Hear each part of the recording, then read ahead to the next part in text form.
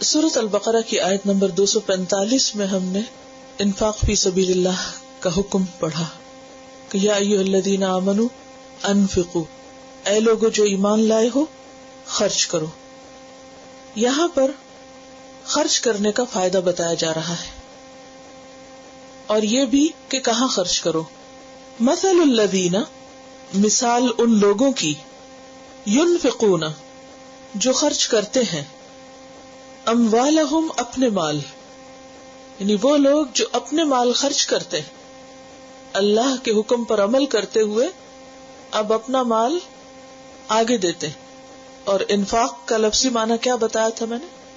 سراخ کرنا، یعنی اپنے مال میں سے نکالتے ہیں. اور یہاں خاص طور پر اموالہم کا لفظ آیا ہے. یہاں پر آپ دیکھیے کہ لفظ اموال آیا ہے اور پھر ہم. اموال جو ہے یہ مال کی جمع ہے. مال کا لفظ عربی زبان میں صرف روپے پیسے کے لیے استعمال نہیں ہوتا. مال منی کے لیے بھی آتا ہے، روپے پیسے کے لیے بھی آتا ہے، لیکن اس کے ساتھ ساتھ انسان کی ملکیت میں جتنی اور چیزیں ہوتی ہیں وہ بھی اس کا مال ہی شمار ہوتی. خواہ اس کا گھر ہو، گاڑی ہو، کھانا کپڑا ہو، یا مویشی ہو، یا کھیت ہو، باغ ہو، یہ سب بھی کیا ہے؟ مال ہے. جو چیزیں بھی انسان کی ملکیت میں ہیں، اس کے ایسٹس. تو اموالہم، اور ہم کا کیا مطلب ہے؟ ان کے اپنے، کسی اور کے نہیں. یعنی اگر کوئی شخص کسی کی چیز چرا کے صدقہ کر دے تو یہ صدقہ شمار نہیں ہوگا، یہ انفاق فی سبیل اللہ نہیں ہوگا. اور یہ نہیں کہا گیا کہ مال خرچ کرتے ہیں، کیا کہا؟ اموالہم، اپنے مال خرچ کرتے ہیں جن پر ان کی ذاتی ملکیت ہے، جو ان کے حصے کے ہیں، جو ان کا اپنا حق ہے، جس کو وہ اون کرتے ہیں، جس کے وہ مالک اور مختار ہیں، اس میں سے خرچ کرتے ہیں. کیونکہ انسان کو اپنے مال سے زیادہ محبت ہوتی ہے. اردو میں ایک محاورہ ہے نا، مال مفت دل بے رحم. یعنی جو مفت کا مال ہوتا ہے، کسی کا مال ہے، اپنا نہیں، تو عموماً انسان اس کے بارے میں کوئی ہمدردی نہیں رکھتا. وہ دل بے رحم والا معاملہ ہے، بس ضائع کر دیتا ہے، یا اس کی کیئر نہیں کرتا، یا اس کو مس یوز کرتا ہے بعض اوقات. لیکن اپنے مال سے پیار زیادہ ہوتا ہے، لہذا اجر بھی اس خرچ کرنے کا ہے جو اپنا ہو. تو ان لوگوں کی مثال جو اپنے مال خرچ کرتے ہیں، کہاں خرچ کرتے ہیں؟ فی سبیل اللہ، اللہ کے راستے میں. سبیل کا لفظ راستے کے لیے آتا ہے. کون سا راستہ؟ زندگی گزارنے کا وہ راستہ جو اللہ نے ہمارے لیے طے کیا، مقرر کیا، یعنی دین اسلام. تو سبیل کا پہلا معنی کیا ہوا؟ دین اسلام، وہ راستہ یا شریعت جسے اللہ نے ہمارے لیے مقرر کیا ہے، ڈیفائن کیا ہے. زندگی گزارنے کا طریقہ، اور طریقہ کا معنی کیا ہوتا ہے لفظی؟ راستہ. پھر اسی طرح راستہ دو جگہوں کو باہم ملانے کے لیے بھی آتا ہے، یہ دو چیزوں کو ملاتا ہے.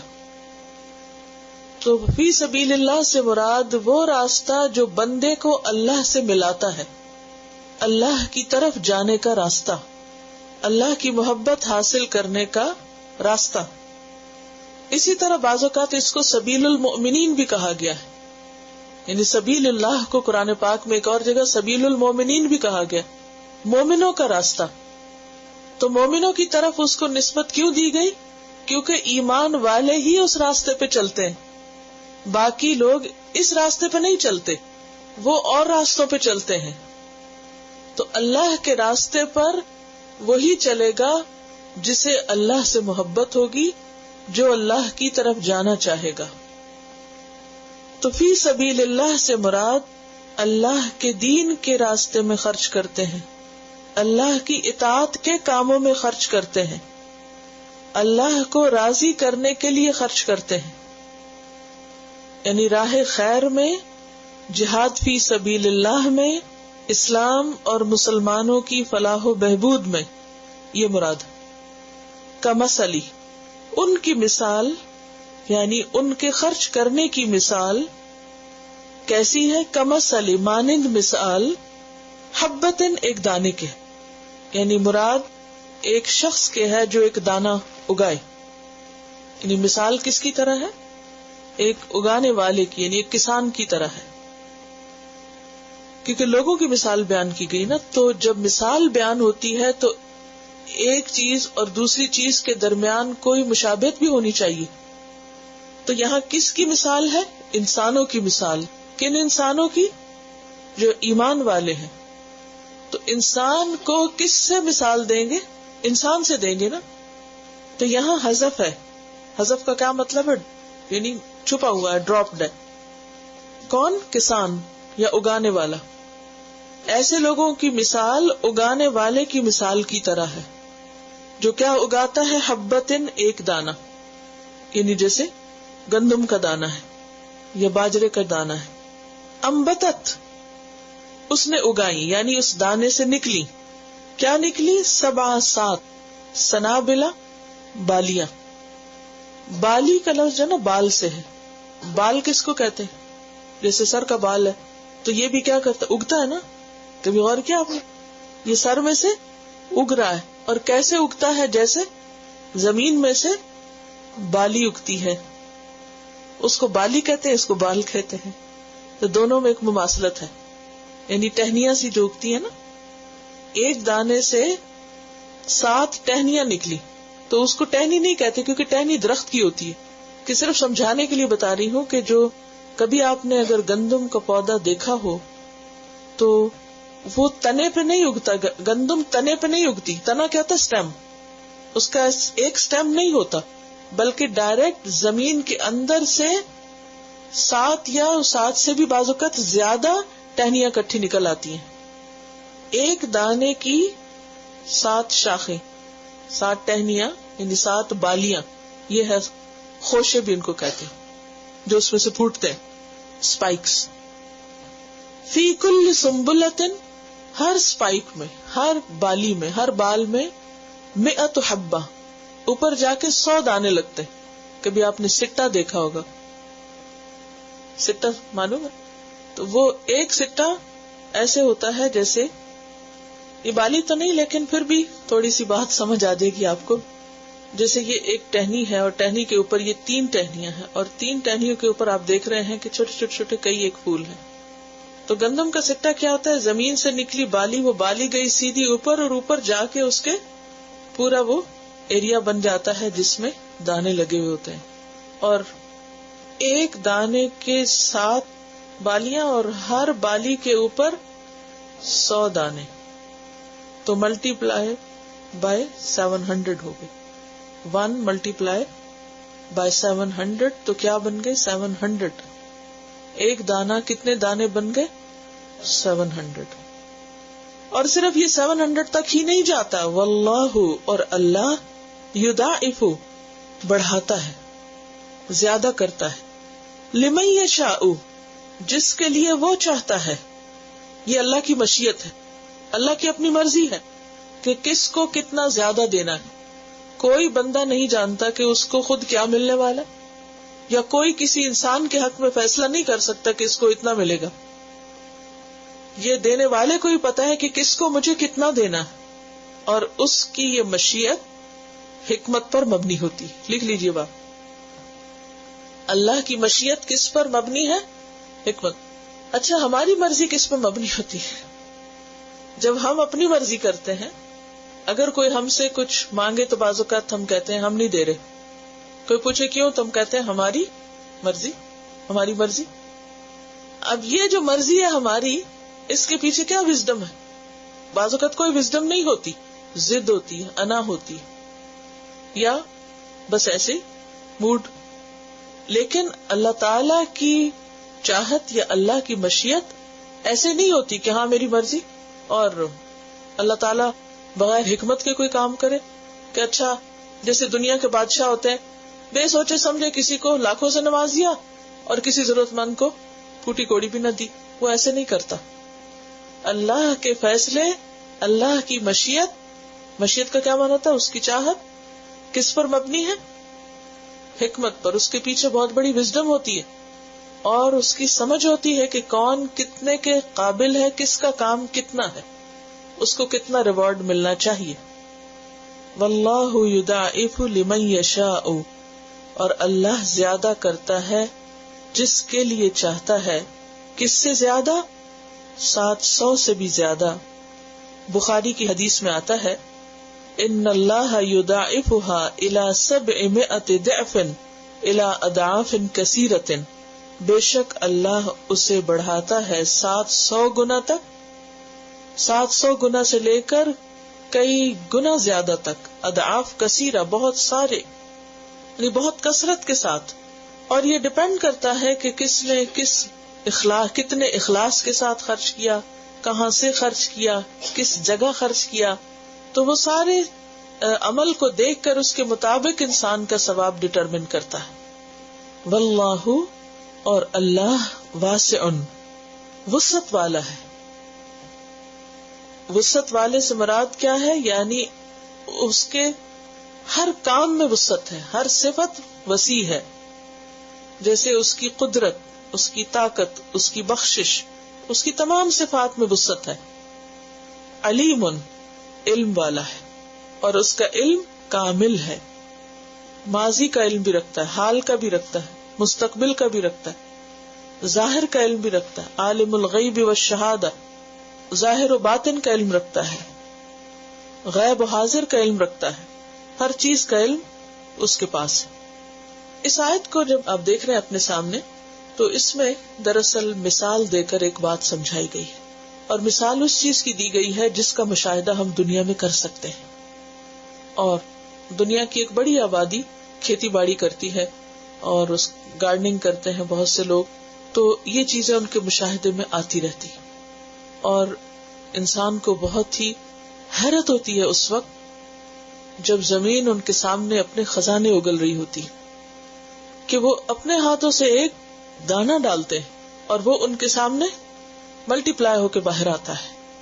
فرمائے اس مثال سے سبق سیکھو. کیا سبق؟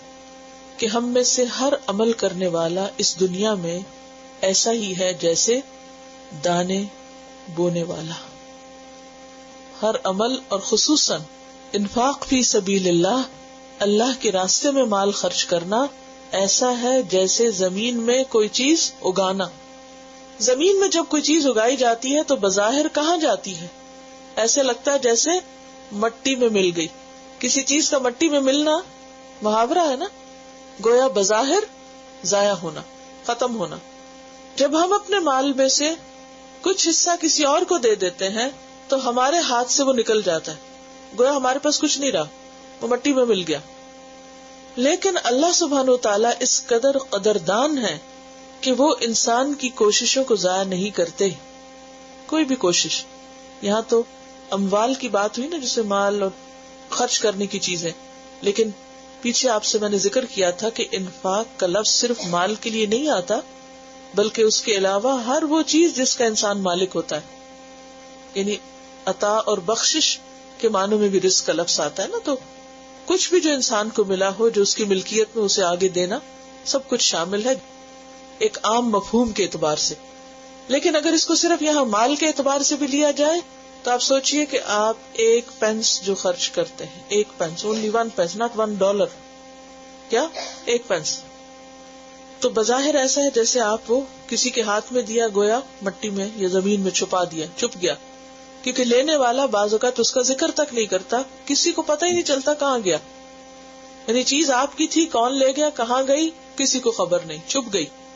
لیکن وہ چھپتی نہیں، اللہ تعالیٰ اس کو ترقی دیتے ہیں، بڑھاتے ہیں. جیسے دانا زمین میں جا کے بظاہر اپنی ہستی کھو دیتا ہے، گم ہو جاتا ہے، نظر نہیں آتا، اور اس کی اصل شکل بھی باقی نہیں رہتی. اسی طرح انسان جو عمل کرتا ہے یا صدقہ کرتا ہے، بعض اوقات وہ اپنی اصل شکل میں ہمارے پاس نہیں لوٹتا، بلکہ اس کی جو خیر اور بھلائی ہوتی ہے وہ ملٹی پلائی ہو کر ہمارے پاس واپس آتی ہے، دنیا میں بھی اور آخرت میں تو یقینی ہے. تو ہم میں سے ہر ایک کو یہ بات سوچ لینی چاہیے کہ ہم جو بوئیں گے وہی کاٹیں گے. اسی لیے بونے اور کاٹنے کا یہ محاورہ صرف مال خرچ کرنے کے معنوں میں نہیں آتا، بلکہ تمام اعمال ایسے ہی ہیں جیسے ہم دنیا کی کھیتی میں بو رہے ہیں کچھ، اور کہاں کاٹیں گے؟ کل قیامت کے دن، آخرت میں۔ اگر عمدہ بیج ہوگا تو عمدہ فصل ہوگی، اور اگر بیج ناقص ہے، جو چیز آپ اللہ کے راستے میں دے رہے ہیں وہ ردی ہے، بیکار ہے، کنڈم ہے، تو پھر وہی کچھ نکلے گا اس میں سے۔ اور پھر خرچ کرنے کے بعد جب انسان اس کی حفاظت کرتا ہے، یعنی بیج ڈالنے کے بعد اس زمین کی حفاظت کرتا ہے، نہ زیادہ پانی دیتا نہ کم، نہ اسے سوکھنے نہیں دیتا، تو پھر اس کا نتیجہ کچھ اور ہوتا ہے۔ لیکن اگر کوئی انسان خرچ کرنے کے بعد ریاکاری کرے یا احسان جتائے یا اذیت دے، تو وہ ایسا ہی ہے جیسے لگی کھیتی کے اوپر کوئی آفت آ گئی اور سب کچھ ضائع ہو کے رہ گیا، سارا ثمرہ اجر مارا گیا۔ تو یہاں پر فرمایا کہ مثال ان لوگوں کی جو اللہ کے راستے میں اپنے مالوں کو خرچ کرتے ہیں، اور خصوصی طور پر یہاں اللہ کے دین کی خاطر خرچ کرنے کی بات ہو رہی۔ پیچھے آپ پڑھ چکے ہیں، والدین کو دینے کی بات آئی تھی، خود اپنی ذات پہ خرچ کرنے کی بات آئی تھی، اور رشتہ داروں کو دینے کی، اور یتیموں کو اور مسکینوں کو اور محتاجوں کو اور سوسائٹی کے اور لوگوں کو، مسافروں کو۔ لیکن یہاں پر کس کی بات آ رہی، کہاں خرچ کرنے کی؟ اللہ کے راستے میں، گویا اللہ کے دین کے لیے، اسلام کی ترقی کے لیے، اسلام کی عظمت کے لیے، لوگوں تک دین کا پیغام پہنچانے کے لیے جو بھی انسان خرچ کرتا ہے اس کا اجر دوسرے خرچ کرنے سے کہیں زیادہ ہے۔ کیونکہ جب انسان کسی انسان کے ہاتھ میں کچھ دیتا ہے، مثلاً آپ اپنے ماں باپ پہ خرچ کرتے ہیں، کیونکہ پیچھے پڑ چکے ہیں، لوگوں نے پوچھا کہ کہاں خرچ کریں، کیا بتایا گیا؟ والدین پہ خرچ کرو۔ اب آپ اپنی والدہ کے لیے، والد کے لیے کچھ تحفہ خرید کے لے جاتے ہیں، ان کی کوئی ضرورت پوری کرتے ہیں، ان کو کچھ کھلاتے پلاتے ہیں، تو آپ کو انسٹنٹ ریوارڈ ملتا ہے۔ کیا؟ ایک گریٹیفیکیشن ہوتی ہے اور ایک دعا بھی ملتی ہے، اور پھر آپ کو فوری طور پر ایک نتیجہ نظر آتا ہے ان کے چہرے پر، خوشی کی صورت میں یا کسی لفظی شکرانے کے طور پر۔ اسی طرح اگر آپ رشتہ داروں کو دیتے ہیں تو وہاں سے بھی آپ کو کچھ نہ کچھ بہرحال تعریف کا بھی مل جاتی ہے، کچھ اور کسی طرح کی شکریہ کی کوئی بات نظر آ جاتی ہے۔ اسی طرح آپ یتیموں پہ کرتے ہیں یا مسکینوں پہ کرتے ہیں تو وہ بھی آپ کی طرف دیکھتے ہیں اور ان کی آنکھوں میں ایک احسان مندی ہوتی ہے۔ مسافروں پہ خرچ کرتے ہیں تو ان کا چہرہ کھل اٹھتا ہے، تو یہ ایک انسٹنٹ ریوارڈ آپ کو مل جاتا ہے۔ لیکن جب آپ فی سبیل اللہ خرچ کرتے ہیں، وہ کیسے؟ کہ مثلاً آپ کسی ڈبے میں ڈال رہے ہیں کسی مسجد یا کسی دینی ادارے کی ترقی کے لیے، تو اب آپ کو کسی نے پلٹ کے کوئی شکریہ نہیں بولا، کیونکہ وہ آپ نے ایسے ہی ڈالا جیسے زمین کے اندر کوئی بیج ڈالا۔ وہ کس کے پاس گیا، کس نے اس سے فائدہ اٹھایا، وہ کس کام لگا، آپ کو کچھ پتہ نہیں۔ لیکن کل قیامت کے دن اس کا اجر 700 گنا تو مسٹ ہے، کیونکہ یہاں پر 700 کی بات کی گئی، اور اس کے ساتھ ہی کہا گیا کہ اللہ جس کے لیے جتنا چاہتا اور بڑھا دیتا ہے، کہ وہ مال کتنا حلال تھا، یہ کتنی مشکل سے انسان نے خرچ کیا۔ بعض اوقات انسان کے پاس بہت ہوتا ہے، مثلا اگر ایک شخص کے پاس $1,00,000 ہے تو اس میں سے اگر اس نے 1,000 دے دیا تو کوئی بڑی بات نہیں، لیکن اگر کسی کے پاس ہے ہی 1,000 اور اس میں سے وہ آدھا دے رہا ہے تو ظاہر زیادہ مشکل میں دے رہا ہے۔ تو یہ حساب کتاب پھر اللہ تعالیٰ اپنے ذمے لے لیتے ہیں کہ کون کہاں کتنا خرچ کر رہا ہے۔ پھر فی سبیل اللہ میں عمومی طور پر وہاں مال خرچ کرنا جس میں انسان صرف اور صرف اللہ سے جزا چاہتا ہے۔ بعض اوقات ایسا ہوتا ہے نا، لوگ کسی بیمار کے لیے کوئی فنڈ کلیکٹ کر رہے ہوتے ہیں یا کسی اور غرض کے لیے، تو آپ کو نہیں پتا ہوتا یا لینے والے کو بالکل نہیں پتا ہوتا کہ آپ دینے والے۔ بعض اوقات آپ کسی کے ذریعے خرچ کرا دیتے ہیں، اب وہ بیچ میں ذریعے کو تو تھوڑا سا پتا ہے، مگر جس تک پہنچا اس کو نہیں پتا کہ یہ دراصل آپ تھے، کیونکہ آپ نے اس سے کچھ نہیں چاہا۔ کس سے چاہا؟ اللہ سے چاہا۔ تو جو شخص اللہ کی خاطر خرچ کرتا ہے، اللہ اس کی بہت زیادہ قدردانی کرتا ہے کہ اس کو کئی گنا بڑھا کے دیتا ہے، کم از کم 700۔ اور پھر حدیث کے مطابق 700 سے بھی کہیں زیادہ. ایک اور حدیث جو مشکات میں آتی ہے، آپ نے فرمایا کہ جس نے مجاہدین فی سبیل اللہ کے واسطے خرچ کیا اسے 1 درہم کے بدلے 700 درہم کا ثواب ملے گا، اور جو خود جہاد میں گیا اور مال بھی خرچ کیا اس کو 1 درہم کے بدلے 7 لاکھ درہم کا ثواب. اللہ کی راہ میں تھوڑے مال کا بھی ثواب بہت ہے، جیسا کہ 1 دانے سے 700 دانے. کیوں؟ مثلاً آپ علم کے راستے میں خرچ کرتے ہیں، لوگوں کی تعلیم کے لیے خرچ کرتے ہیں. اب وہ صرف خرچ کرنا نہیں ہے، اس سے جتنے بھی ذہن روشن ہوتے ہیں، جتنے لوگوں کے عمل بدلتے ہیں، جتنے لوگوں کے اخلاق میں تبدیلی آتی، وہ ایسے ہی ہے جیسے کئی ایک درخت لگ گئے جس سے مزید لوگ آگے فائدہ اٹھا رہے ہیں. ایک پڑھا لکھا شخص اور ایک جاہل شخص، اس میں بہت بڑا فرق ہوتا ہے. لیکن بہت سے لوگ ایسے ہیں جو اپنی پڑھائی افورڈ نہیں کر سکتے. تو کوئی بھی ایسا کام کہ جس سے خیر عام ہو، انسانوں کا بھلا ہو، معاشرے میں روشنی ہو، دنیا سنورے لوگوں کی اور خصوصاً آخرت سنورے، کیونکہ دنیا تو چلی ہی جائے گی، لوگوں کی آخرت کی بھلائی ہو، ایسی جگہ پہ خرچ کرنا بے پناہ اجر و ثواب کا باعث ہے، جس کا یہاں پر ذکر کیا جا رہا ہے. اور ساتھ ہی پھر اللہ تعالیٰ کی 2 صفات کا ذکر ہے. کیا؟ واللہ واسع علیم، اللہ بڑی وسعت والا ہے، بڑی وسعت والا ہے. یعنی وہ اتنا دیتا ہے، اتنا دے سکتا ہے، اتنا زیادہ اجر تمہیں عطا کر سکتا ہے کہ جس کا تم تصور بھی نہیں کر سکتے. کیونکہ اگر آپ کسی انسان کے ساتھ احسان کرتے ہیں اور انسان سے جواب کی توقع رکھتے ہیں تو آپ دیکھیں گے کہ اس کی ہمت طاقت تو بہت ہی لمیٹڈ ہے، وہ جواباً آپ کو کتنا دے سکتا ہے. اور خصوصاً اگر آپ کسی ضرورت مند کو دیں تو وہ آپ کو کتنا دے گا. وہ تو بےچارا اپنی ضرورت پوری کرے گا، نہ کہ پھر وہ آپ کو کما کے واپس پلٹائے گا 700 گنا. آپ کسی کے اوپر $1 خرچ کرتے ہیں، کسی غریب کو دیتے ہیں تو وہ غریب آپ کو $700 تھوڑی لوٹا سکتا ہے، سوال ہی پیدا نہیں ہوتا. لیکن جب آپ اللہ کے راستے میں خرچ کرتے ہیں، فی سبیل اللہ خرچ کرتے ہیں، اللہ کے دین کے لیے خرچ کرتے ہیں، تو پھر اللہ سے آپ کا معاملہ ہو جاتا ہے ڈائریکٹ. بندہ نکل جاتا ہے، وہ کام نکل جاتا ہے، وہ مسجد اور مدرسہ اور وہ سب بیچ میں سے نکل جاتے ہیں. وہ پھر آپ اور اللہ رہ جاتے ہیں آپس میں معاملہ کرنے والے. آپ نے اللہ کو دیا اور اللہ ہی اس کا بدلہ آپ کو دینے والا. اور وہ کتنا دے گا؟ بہت وسعت والا ہے. کتنی وسعت والا ہے؟ وسع کرسیہ السماوات والارض، تو وہ خود کتنا بڑا ہوگا. کرسی کیا ہے؟ عرش کے آگے فٹ سٹول کی طرح ہے. اور زمین و آسمان اس کرسی کے مقابلے میں کتنے ہیں؟ جیسے صحرا میں پڑی ہوئی ایک مندری ہو. تو اس کا عرش کتنا بڑا، اور پھر وہ خود کتنا بڑا. وَهُوَ الْعَلِيُّ الْعَظِيمُ، اور اس کی صفات کتنی وسیع ہے، کچھ سوچ ہی نہیں سکتا.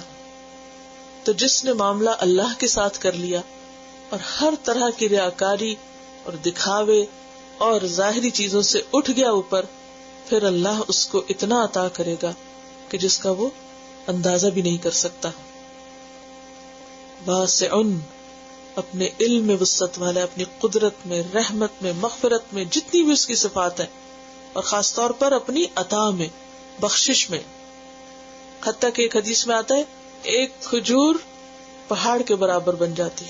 یعنی کوئی شخص اللہ کے راستے میں صرف ایک کھجور خرچ کرتا ہے اور اللہ تعالیٰ اس کو رکھ نہیں دیتے، اس کو بڑھانا شروع کر دیتے، اور وہ بڑھتے بڑھتے بڑھتے بڑھتے بڑھتے اس کا اجر اور ثواب ایک کھجور کا پورے پہاڑ جتنا ہو جاتا ہے، احد برابر ہو جاتے. احد اگر آپ میں سے کچھ لوگوں نے دیکھا ہو تو اندازہ ہوگا کہ کتنا بڑا پہاڑ ہے. اس سے آپ اندازہ کر سکتے ہیں کہ اللہ کے راستے میں خرچ کرنے کا اجر و ثواب کیا ہے. اور علیم، اللہ بہت علم والا ہے. کتنا ہے اس کا علم؟ پچھلے ہفتے کی مثال سے بتائیے، موسیٰ اور خضر کی. بندوں کا سارا علم ایک قطرے کے برابر ہے اللہ کے علم کے مقابلے میں، جیسے قطرہ سمندر کے مقابل. علیم، بہت زیادہ جاننے والا ہے. ولا یحیطون بشیء من علمہ الا بما شاء. اچھا، بعض اوقات ہم صرف ایک پینس ہوتا ہے نا ہمارے پاس، چینج ہوتا ہے. آپ نے دیکھا کہ بعض لوگوں کی بہت اچھی عادت ہے، وہ گھر میں کوئی جگہ بنا رکھتے ہیں جہاں پر چینج ڈالتے رہتے ہیں ایک ایک پائی کے. پھر جمعہ پڑھنے جاتے ہیں یا ویسے مسجد جاتے ہیں کہیں بھی تو جا کے ہفتے بھر کا ڈال دیتے ہیں. اچھا اگر آپ اس ایک پائی کو نہ سنبھالے تو وہ ایک پائی بیکار ہے نا. لیکن اگر آپ نے اس ایک پائی کو بھی اس نیت سے کہیں جمع کر کے رکھا کہ میں اس کو اللہ کے راستے میں دوں گا، تو وہ ایک پائی بھی قیامت کے دن 700 بنی ہوئی ہوگی، اور 700 سے بھی کہیں زیادہ. قرآن پاک میں اللہ تعالیٰ کے علم کی مثال یوں بیان ہوئی ہے، وَمَا تَسْقُطُ مِن وَرَقَةٍ، اور نہیں گرتا کوئی پتا، إِلَّا يَعْلَمُهَا، مگر اس کو علم ہوتا ہے، وَلَا حَبَّةٍ، اور نہ کوئی دانا، فی ظلمات الارض، جو زمین کے اندھیروں میں ہوتا ہے، ولا رطب، اور نہ کوئی تر چیز، ولا یابس، اور نہ کوئی خشک چیز، الا فی کتاب مبین، مگر ایک کھلی کتاب میں لکھی ہوئی ہے. اس کے لوح محفوظ میں ہر چیز لکھی ہوئی ہے کہ ایک رائی کا دانہ زمین کے اندھیروں میں کس جگہ رکھا ہوا ہے، کہاں پڑا ہے. ہم اپنی چیزیں رکھ کے بھول جاتے ہیں، بڑی بڑی بھی وہ نہیں بھولتا. لہٰذا اگر کوئی ایک پینس بھی خرچ کرتا ہے تو ہمیں بھول جاتا ہے کہ ہم نے ایک پینس سنبھالے رکھا، صرف اس لیے کہ اس کو کہیں ڈال دیا جائے اللہ کے راستے میں، تو وہ بظاہر ایک ہے.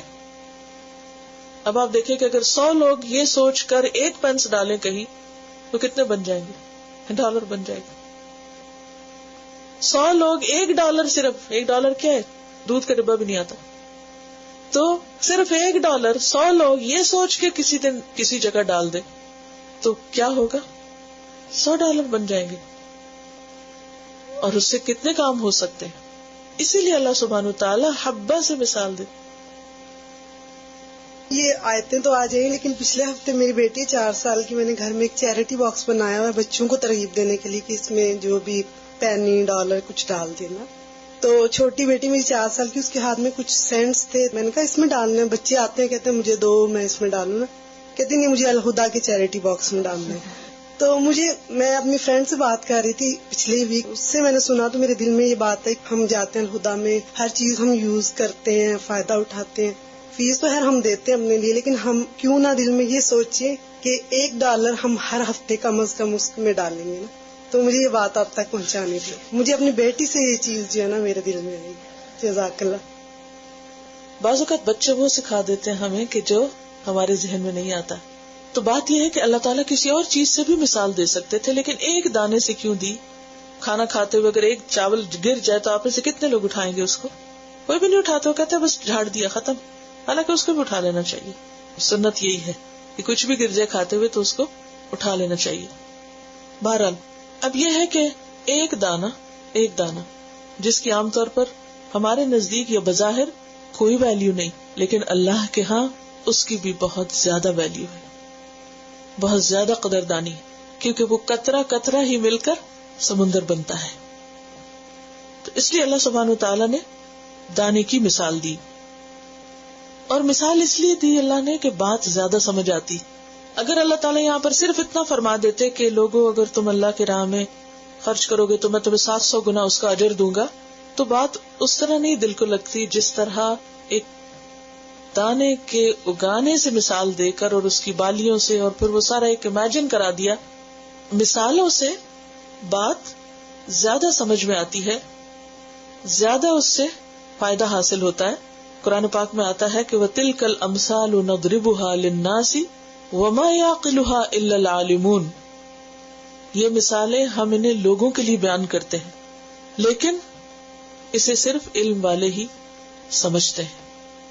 ان کو صرف علم والے سمجھتے کہ ان کا مطلب کیا ہے. سورۃ العنکبوت کی آیت 43 ہے. اس آیت سے ایک اور بات یہ بھی پتہ چلتی ہے کہ انسان اپنے مال میں سے خرچ کرے، اور اس میں خاص طور پر خواتین.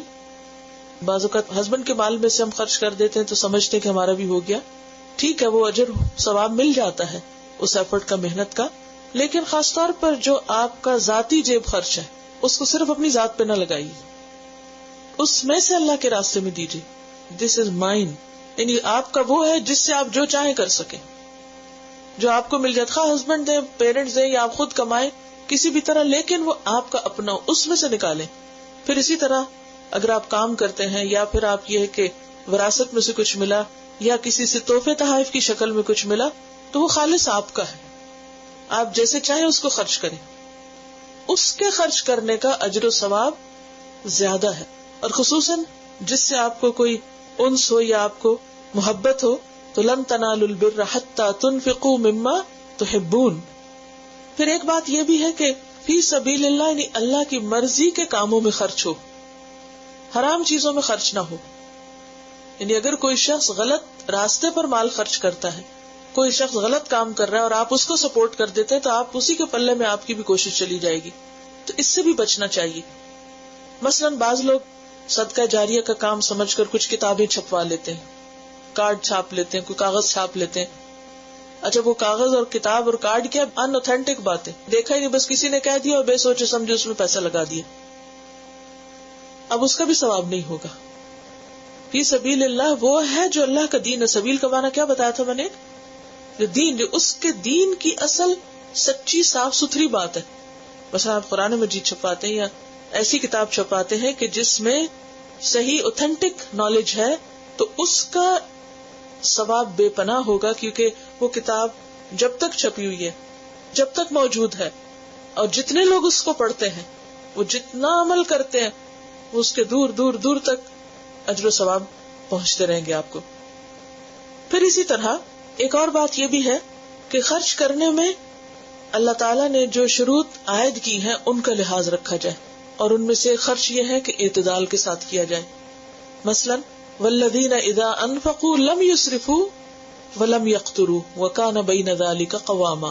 وہ لوگ جب وہ خرچ کرتے ہیں تو اسراف نہیں کرتے، یعنی بلا ضرورت خرچ نہیں کرتے، اور نہ ہی وہ ہاتھ سکیڑ کے رکھتے ہیں کہ ضرورت بھی ہے اور پھر بھی خرچ نہیں کرتے، بس پیسے جمع کیے جا رہے ہیں، حالانکہ وہ خود اپنی ذات کے لیے یا کوئی انسان ان کے سامنے بہت حاجت مند ہو سکتا ہے.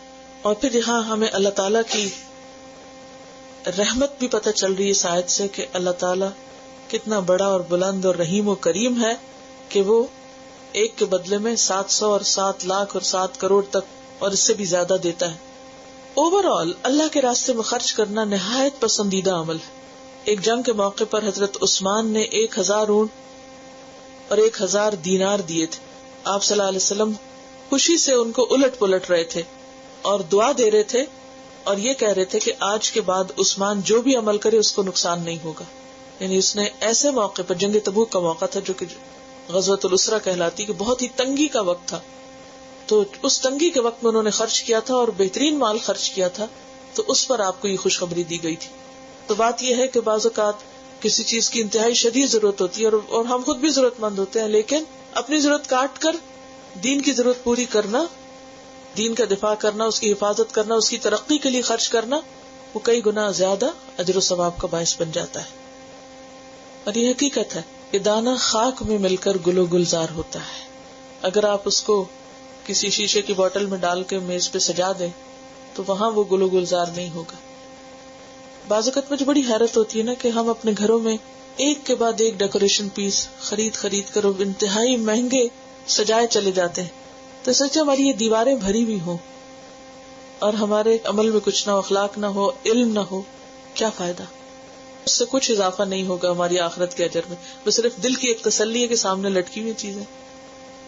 تو اسی طرح جو مال ہمارے دیواروں پہ لٹک جاتا ہے بس وہ دیواروں پہ لٹکا رہ جائے گا. ہم مر کے چلے جائیں گے قبر میں، وہ دیواروں پہ لٹکا رہے گا، اور بعد میں کیا ہوگا؟ لوگ اسے تقسیم کر لیں گے، وہ کسی اور کی دیوار پہ جا لٹکے گا.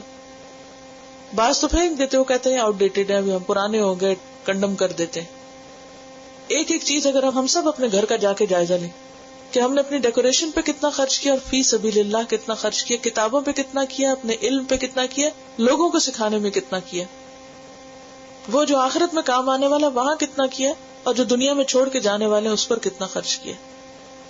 صرف ظاہری دنیا کی رونق ہمارے دل کو اچھی لگتی ہے، اس لیے ہم اس پہ خوشی سے خرچ بھی کرنا چاہتے ہیں.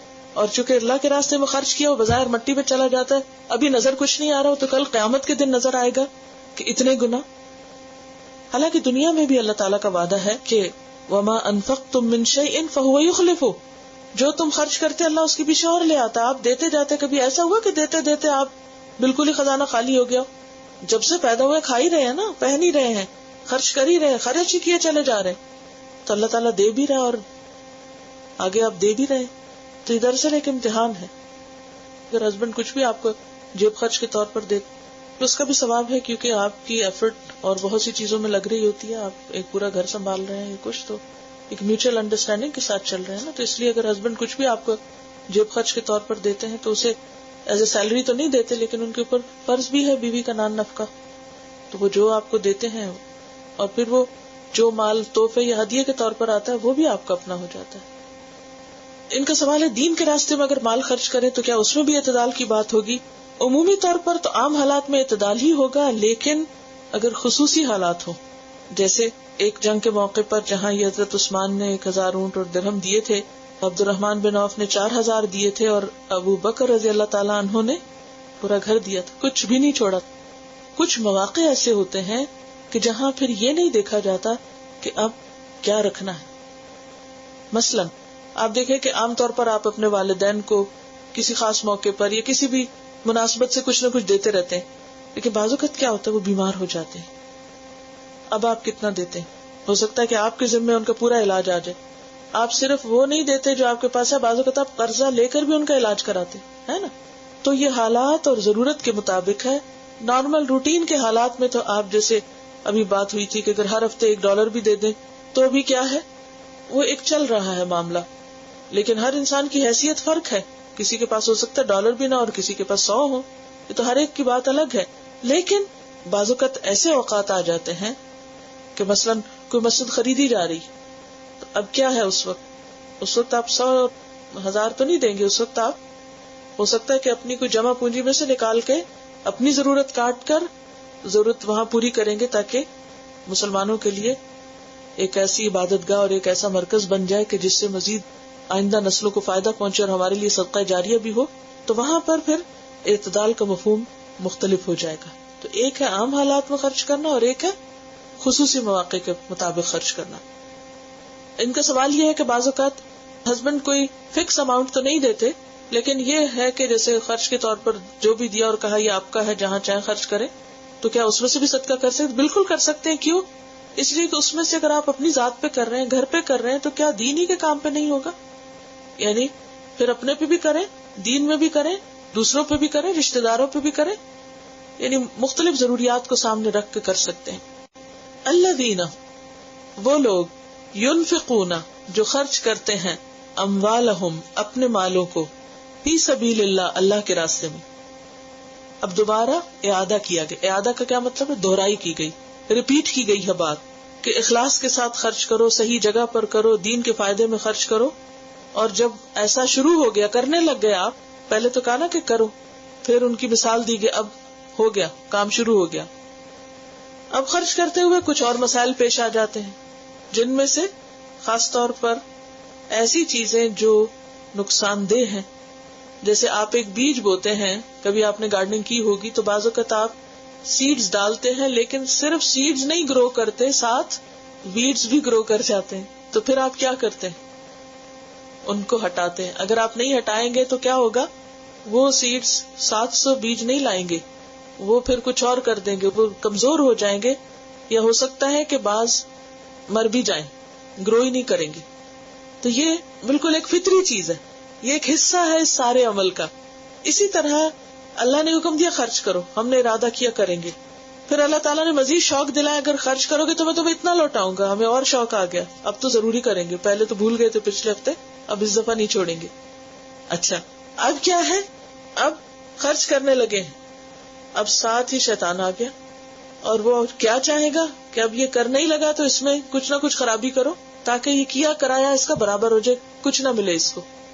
تو اللہ تعالیٰ اس کے لیے بھی محتاط کریں. کتنا مہربان ہے ہمارا رب. ساتھ ہی ہمیں بتا رہے ہیں کہ دیکھو خرچ خالصتاً اللہ کے لیے کرنا، اور اس میں ایسی چیزوں سے بچنا کہ جو اس کو ضائع کرنے والی ہوں.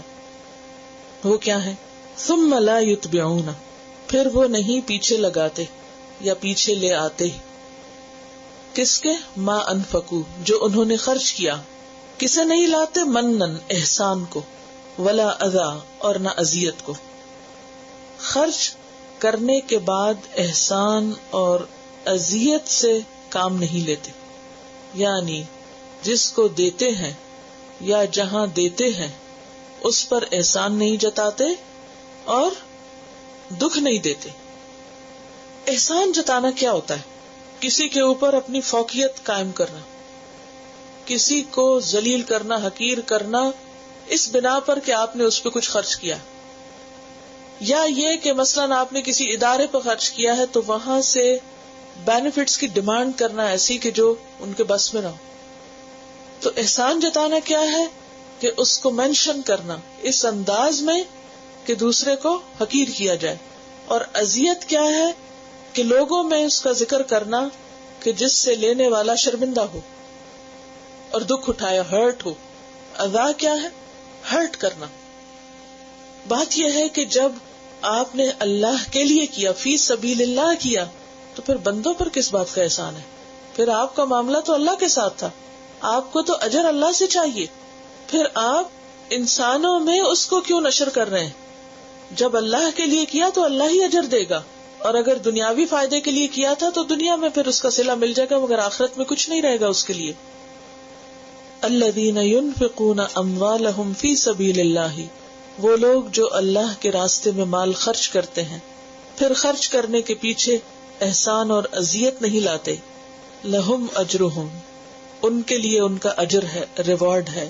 عند ربہم، ان کے رب کے پاس، جو نہ ان پہ ظلم کرے گا نہ ان کے اجر میں کوئی کمی کرے گا.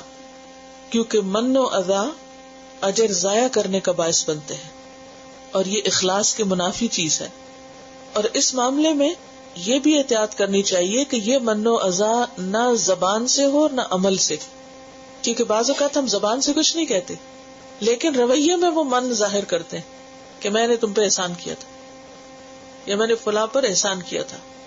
بعض اوقات زبان سے دکھ دینے والی باتیں کرتے ہیں اور بعض اوقات معاملے میں دکھ دیتے ہیں، معاملہ خراب کرتے ہیں، دوسرے کو دبا کے رکھنا چاہتے ہیں، اپنی مرضی کے مطابق چلانا چاہتے ہیں. تو یہ ساری چیزیں اسی میں شامل ہو جاتی ہیں. ایک بزرگ نے کہا تھا کہ جب تو کسی کو دے اور محسوس کرے کہ اب تیرا سلام بھی اس کو ناگوار گزرتا نہیں، وہ محسوس کرتا ہے کہ اچھا، وہ ایک طرح سے ڈر جاتا ہے، کانشیس ہو جاتا ہے کہ اس نے مجھے دیا تھا، تو ایسے شخص کو سلام بھی پھر نہ کرو. یعنی بالکل انجان بن جاؤ کہ جیسے تم نے اس کو تو کچھ دیا ہی نہیں تھا. یعنی کسی بھی حرکت سے، کسی بھی عمل سے، کسی ایکشن سے، کسی بات سے، کسی بھی طرح من اور اذا نہ ہو، کیونکہ تم نے اس کو نہیں دیا، تم نے اللہ کو دیا ہے. کہتے ہیں نا، نیکی کر دریا میں ڈال، دایاں ہاتھ دے تو بائیں کو خبر نہ ہو، دو اور بھول جاؤ، سوچو بھی نہ.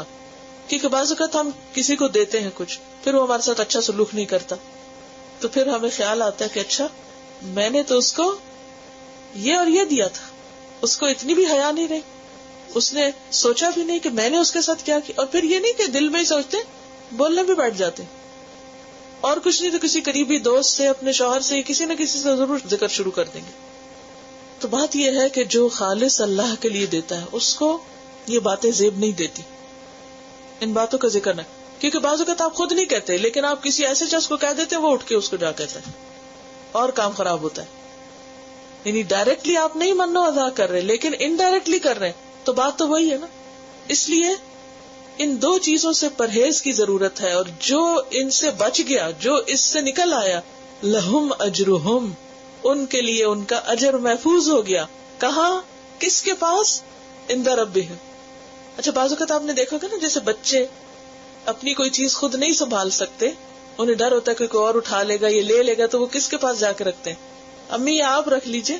کیوں؟ انہیں یقین ہوتا ہے امی سے چیز نہیں گم ہوگی، اور جب چاہوں گا جا کے لے لوں گا. تو بالکل اسی طرح جب ہم اللہ کے راستے میں دے دیتے ہیں تو گویا ہم اللہ تعالیٰ پر اعتماد کرتے ہیں، ایمان رکھتے ہیں، یقین رکھتے ہیں کہ ہم نے اپنی چیز اللہ کے پاس ڈپازٹ کرا دی، محفوظ کرا دی، اور وہاں سے ضائع نہیں ہوگی، کل کو جا کے ملے گی. اور صرف اتنی نہیں، بہت زیادہ گنا. یہ جو اطمینان اور یقین ہے وہ انسان کے عمل میں انتہائی حسن پیدا کر دیتا ہے، اس کا عمل بہت زیادہ خوبصورت ہو جاتا ہے. اب آپ دیکھیں کہ ان دا رب کہاں پر ہے؟ رب کہاں ہے؟ عرش پر. یہ جو ہم کہتے ہیں نا ہمارے دل میں، تو وہ تو یاد ہے بس اس کی، وہ یہاں خود تھوڑی ہے. ہمارے دل میں اتنی جگہ ہے، اس کا عرش کتنا بڑا ہے، اور اس کے مقابلے میں کرسی کتنی ہے، اور پھر زمین و آسمان کی کیا حیثیت، اور ہم کہاں، اور ہمارا دل کہاں، اور دل کو کھولے تو صحیح اس میں جگہ کہاں. تو وہ تو صرف یاد ہے اس کی، وہ خود نہیں ہے یہاں، صرف اس کی یاد ہے. تو ان کا اجر ان کے رب کے پاس ہے، وہ وہاں محفوظ ہے، بہت ہی محفوظ جگہ پر ہے. کوئی جا کے چرا نہیں سکتا، ضائع ہو ہی نہیں سکتا. جو چیز جتنی پریشیس ہوتی ہے اس کو آپ اتنے ہی حفاظت میں رکھتے ہیں، لیکن دنیا میں کوئی جگہ ہے ہی نہیں جہاں نقصان نہ ہو. اب بعض اوقات ایسا ہوتا ہے نا کہ قیمتی سے قیمتی چیزیں کبھی طوفانوں کی نظر ہو جاتی، سیلابوں کی نظر ہو جاتی، کبھی آگ لگ جاتی، کبھی زلزلوں میں دب جاتی ہے، زمین گر کے چیزیں اس میں چلی جاتی ہیں، کبھی کوئی اور حادثے ہو جاتے ہیں. آپ اٹھائے پھرتے ہیں، چھپائے پھرتے ہیں، یہ اپنی قیمتی ترین چیز رکھے کہاں، لیکن کوئی جگہ آپ کو ایسی نہیں ملتی. بعض اوقات بینک کے لاکر ہیں وہ بھی لوٹ جاتے ہیں، ان کو بھی کوئی نقصان ہو سکتا ہے. انشورنس اور انشورنس لوگ کراتے رہتے ہیں، لیکن پھر بھی چین نہیں، تسلی نہیں کہ وہ محفوظ ہے. کیا ڈر رہتا ہے؟ اطمینان کامل نہیں ہوتا. دنیا میں کوئی جگہ ہے ہی نہیں جہاں اطمینان کامل ہو. تو ان کا اجر ان کے رب کے پاس بہت ہی اونچی جگہ محفوظ ہو گیا، وہاں چلی گئی وہ چیز. اور ولا خوف علیہم، ان پر کوئی خوف نہیں ہوگا. یہ کتنی زیادہ خوشی کی بات ہے نا. ایک وہ چیز جو آپ کے پاس تھی، ٹوٹ سکتی تھی، گم سکتی تھی، ضائع ہو سکتی تھی، پرانی ہو جاتی، بیکار ہو جاتی، کنڈم ہو جاتی، آپ نے دے دی رب کو، رب کی خاطر کسی کو. اب وہ آپ کے ہاتھ سے تو چلی گئی، لیکن وہ زمین میں نہیں گم ہوئی، کسی انسان نے نہیں اس کو لے کے بھلا دیا کہ کیا آپ کہتے ہیں نا دیکھو کتنا بے وفا ہے کہ لے کے بھی بھول گیا، یعنی کہ اس کو ذرا بھی قدر نہیں. اس سے تو چاہیے نہیں تھی قدر، وہ تو ہم نے دے دیا اور وہ تو وہاں سے پتہ نہیں کہاں چلا گیا، اب واپس نہیں آنے کا، وہاں چلا گیا، محفوظ ہے. اطمینان رکھو، تسلی رکھو، ملے گا ایک دن، اور ایک نہیں بہت زیادہ ہو کے ملے گا، بہت بڑا ہو کے ملے گا وہ سب کچھ. تو اس سے انسان کے دل کو کتنا قرار اور چین آ جاتا ہے کہ میں تو اس قابل تھا ہی نہیں کہ اپنی چیز کی خود حفاظت کر سکتا، میں نے تو اس کو دے دی کہ جو سب سے زیادہ اس کی حفاظت کر سکتا ہے. عند ربہم، ان کے رب کے پاس. ولا خوف علیہم، اور ان پر کوئی خوف نہ ہوگا. اب دیکھیے کہ یہ خوف دنیا میں بھی کم ہو جاتا ہے انسان کا. خوف جب ہوتا ہے جب آپ کے پاس کوئی قیمتی چیز ہوتی ہے، جب آپ ڈرتے رہتے ہیں. بس اگر آپ کے ہاتھ میں سونے کی چوڑیاں ہیں تو آپ کے دل میں لازماً خوف آئے گا ناؤ اینڈ دین. کیوں؟ کس بات کا؟ کچھ چرا نہ لے، کوئی اتار نہ لے، کہیں کچھ ہو نہ جائے، اور کچھ نہیں تو پرانی ہو جائے گی، ڈیزائن آؤٹ ڈیٹڈ ہو جائے گا. خوف ہی خوف ہے، اس کی خوبصورتی کم ہے، انجوائمنٹ کم ہے، اور خوف زیادہ ہے، جتنا مال زیادہ. اسی طرح باقی چیزیں بھی. تو وہ ایک خوف کی کیفیت رہتی ہے جب وہ ہمارے پاس ہوتی ہیں، لیکن جب وہ اللہ کے پاس چلی جاتی ہے تو خوف ختم ہو جاتا ہے. نہ صرف یہ کہ اس چیز کے جانے کا خوف، بلکہ اوور آل دل میں ایسا اطمینان آتا ہے کہ وہ خوف انسان بے خوف ہونے لگتا ہے، کیونکہ اس کو پتا ہے کہ جس رب کے پاس میں نے اتنا کچھ جمع کرا رکھا ہے وہ رب میری حفاظت کرے گا، وہ میری ضرورت بھی پوری کرے گا. اگر میں انسانوں کی ضرورت پوری کرتا ہوں تو یہ نہیں ہو سکتا کہ میرا رب میری ضرورت میں مجھے چھوڑ دے، وہ بھی میری ضرورت پوری کرے گا. اور ایسا ہوتا ہے. حدیث میں آتا ہے کہ جو اپنے کسی مسلمان بندے کی مدد میں ہوتا ہے، اللہ اس وقت تک اس بندے کی مدد میں ہوتا ہے جب تک وہ دوسرے کی مدد میں ہوتا ہے. آپ کریں کسی کی مدد، یہ ہو نہیں سکتا کہ آپ کی نہ ہو، کیونکہ اللہ کے ذمہ ہے اس کی مدد. تو ایسے بندے پہ خوف نہیں رہتا، کیونکہ ایک ایسا اطمینان نصیب ہوتا ہے کہ کوئی بڑی سے بڑی مشکل اور پریشانی ہے تو انسان کہتا ہے نہیں کچھ نہیں ہوگا، اللہ ہے نا، وہ جانتا ہے، وہ دیکھتا ہے، سب ٹھیک ہو جائے. یہ دنیا میں ہوتا ہے انسان کا حال. مرنے سے بھی خوف نہیں آتا پھر، کیونکہ انسان کہتا ہے کہ الحمدللہ جو میرے پاس تھا میں نے اللہ کی خاطر کیا، اللہ مجھے اپنی رحمت سے ڈھانپے گا. قیامت کا دن جو ہے ہی خوف اور ہول کا دن، اس دن بھی خوف نہیں ہوگا اسے. ایسا شخص عرش کے سائے تلے ہوگا جب کوئی سایہ نہ ہوگا. کون؟ جس نے دائیں ہاتھ سے دیا تو بائیں کو خبر ہی نہیں کیا دیا، پتہ ہی نہیں کیا دیا، اتنا چھپا کے صدقہ کیا، کوئی خوف نہیں ہوگا اس پر. جب ہر شخص کو افراتفری نفسی پڑا ہوگا، اس وقت ایسے لوگ ٹھنڈے سائے تلے ہوں گے، عرش کے سائے تلے. ولا هم يحزنون، نہ وہ غمگین ہوں گے. غم کب ہوتا ہے؟ جب کوئی قیمتی چیز کھو جاتی، تو جس نے اپنے ہاتھ سے کہیں سنبھال کے رکھ دی اس کو غم نہیں ہوتا، جس سے چھنتی ہے جاتی ہے اسے غم ہوتا ہے.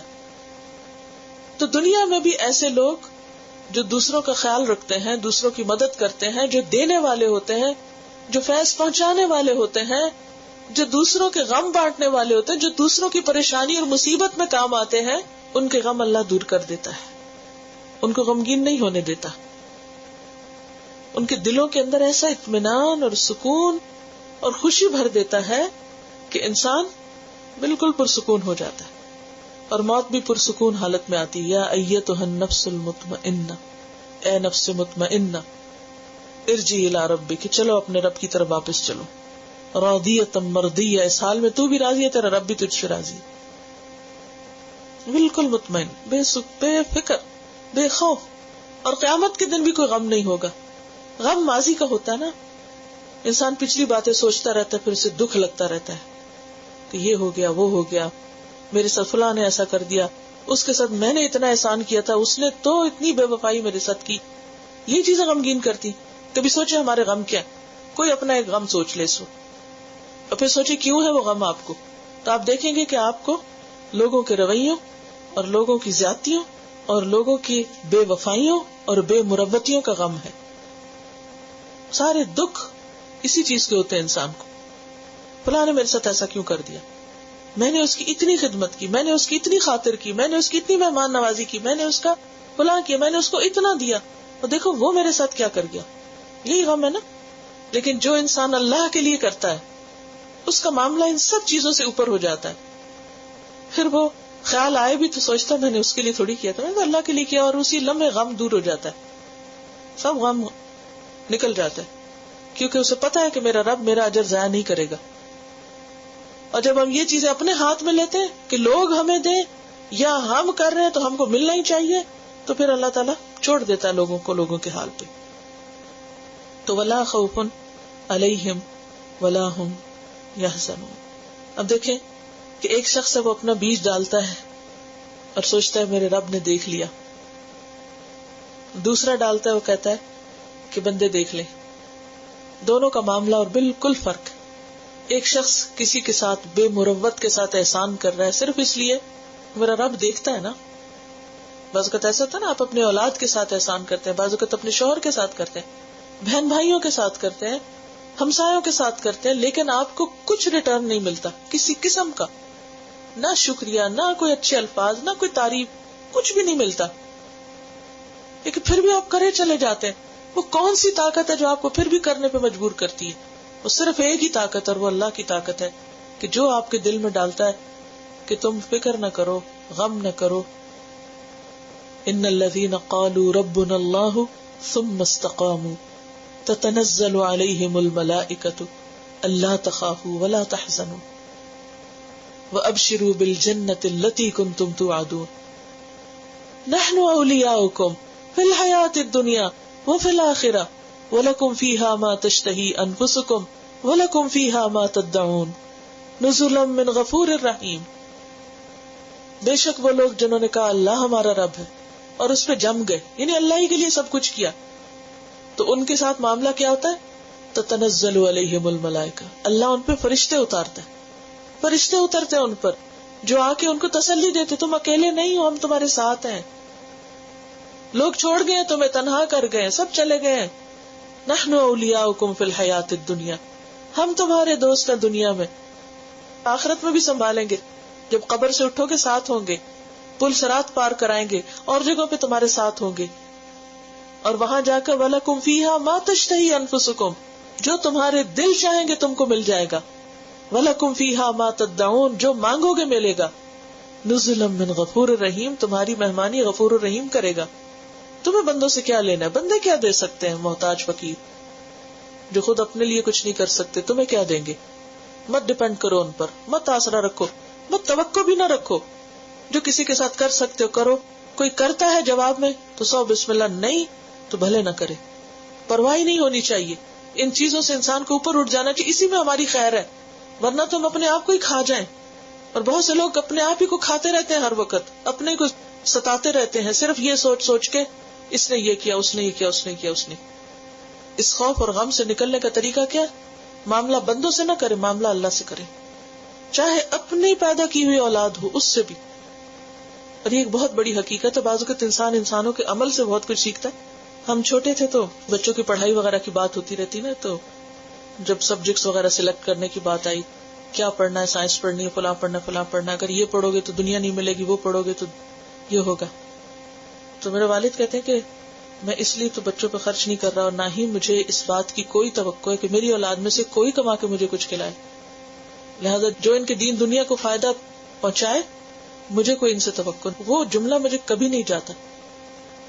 اور یہی پھر میں نے اپنی زندگی میں سوچا کہ میں اپنی اولاد پہ کچھ بھی خرچ کروں گی تو مجھے یہ سوچ کے کرنا ہے کہ مجھے ان سے کچھ بھی نہیں چاہیے، ایک قطرے کی توقع نہیں، کیونکہ رازق اللہ ہے، اولاد نہیں ہے. ہم کتنا فکر کرتے ہیں ہمارے بڑھاپے میں کون ہمارے ساتھ ہوگا، کون پوچھے گا، کون کرے گا. کوئی نہیں، سب اللہ کرے گا. بندے کیا کر سکتے، وہ تو اپنے آپ کو سنبھالے تو بڑی بات ہے.